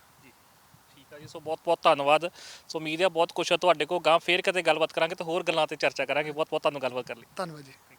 ਸੋ ਇਹ ਸੀ ਸਾਡੇ ਨਾਲ ਜਸਪ੍ਰੀਤ ਸਿੰਘ ਹੁਣੀ। ਸੋ ਗੱਲਬਾਤ ਤਾਂ ਜਿਹੜੀ ਸ਼ੁਰੂ ਹੋਈ ਸੀ ਜਿਹੜੀ ਬਾਡੀ ਫਲੈਕਸੀਬਿਲਿਟੀ ਤੋਂ, ਪਰ ਅੱਗੇ ਜਿੰਨਾ ਕੁਝ ਉਹਨਾਂ ਨੇ ਦੱਸਿਆ ਸੋ ਬਹੁਤ ਕੰਮ ਦੀਆਂ ਗੱਲਾਂ ਨੇ। ਅੱਗੇ ਤੋਂ ਵੀ ਅਸੀਂ ਕੋਸ਼ਿਸ਼ ਕਰਾਂਗੇ ਕਿ ਇਹ ਜਿਹੜੀਆਂ ਚੀਜ਼ਾਂ ਨੇ, ਕਿਉਂਕਿ ਅੱਜ ਕੱਲ੍ਹ ਬਿਮਾਰੀਆਂ ਇੰਨੀਆਂ ਜ਼ਿਆਦਾ ਨੇ, ਹਸਪਤਾਲ ਭਰੇ ਪਏ ਨੇ, ਔਰ ਇਸ ਵਕਤ ਵੀ ਤੁਸੀਂ ਦੇਖ ਸਕਦੇ ਸੀਗੇ ਇੱਥੇ ਕੈਨੇਡਾ ਵਿੱਚ ਵੀ ਖਾਸ ਕਰਕੇ ਹੈਲਥ ਸਿਸਟਮ ਲਗਭਗ ਫੇਲ ਹੋਣ ਦੇ ਕਿਨਾਰੇ ਪਹੁੰਚ ਗਿਆ ਸੀ ਜੇਕਰ ਲੋਕਡਾਊਨ ਇੰਨੇ ਸਖਤ ਨਾ ਲੱਗਦੇ। ਸੋ ਆਪਣੇ ਆਪ ਜੇਕਰ ਇਸ ਤਰੀਕੇ ਦੀ ਤੁਹਾਡੇ ਅੰਦਰ ਸ਼ਮਤਾ ਪੈਦਾ ਹੋ ਜਾਂਦੀ ਹੈ, ਸਮਰੱਥਾ ਪੈਦਾ ਹੁੰਦੀ ਹੈ, ਤੁਸੀਂ ਆਪਣੀਆਂ ਬਿਮਾਰੀਆਂ ਆਪ ਠੀਕ ਕਰ ਸਕਦੇ ਹੋ, ਤਾਂ ਸ਼ਾਇਦ ਇਸ ਤੋਂ ਵੱਡਾ ਵਰਦਾਨ ਅੱਜ ਦੇ ਯੁੱਗ 'ਚ ਕੋਈ ਨਹੀਂ ਹੋ ਸਕਦਾ। ਸੋ ਅੱਗੇ ਤੋਂ ਵੀ ਇਹ ਗੱਲਬਾਤ ਜਾਰੀ ਰੱਖਾਂਗੇ। ਤੁਸੀਂ ਦੇਖਦੇ ਰਹੋ TV ਪੰਜਾਬ।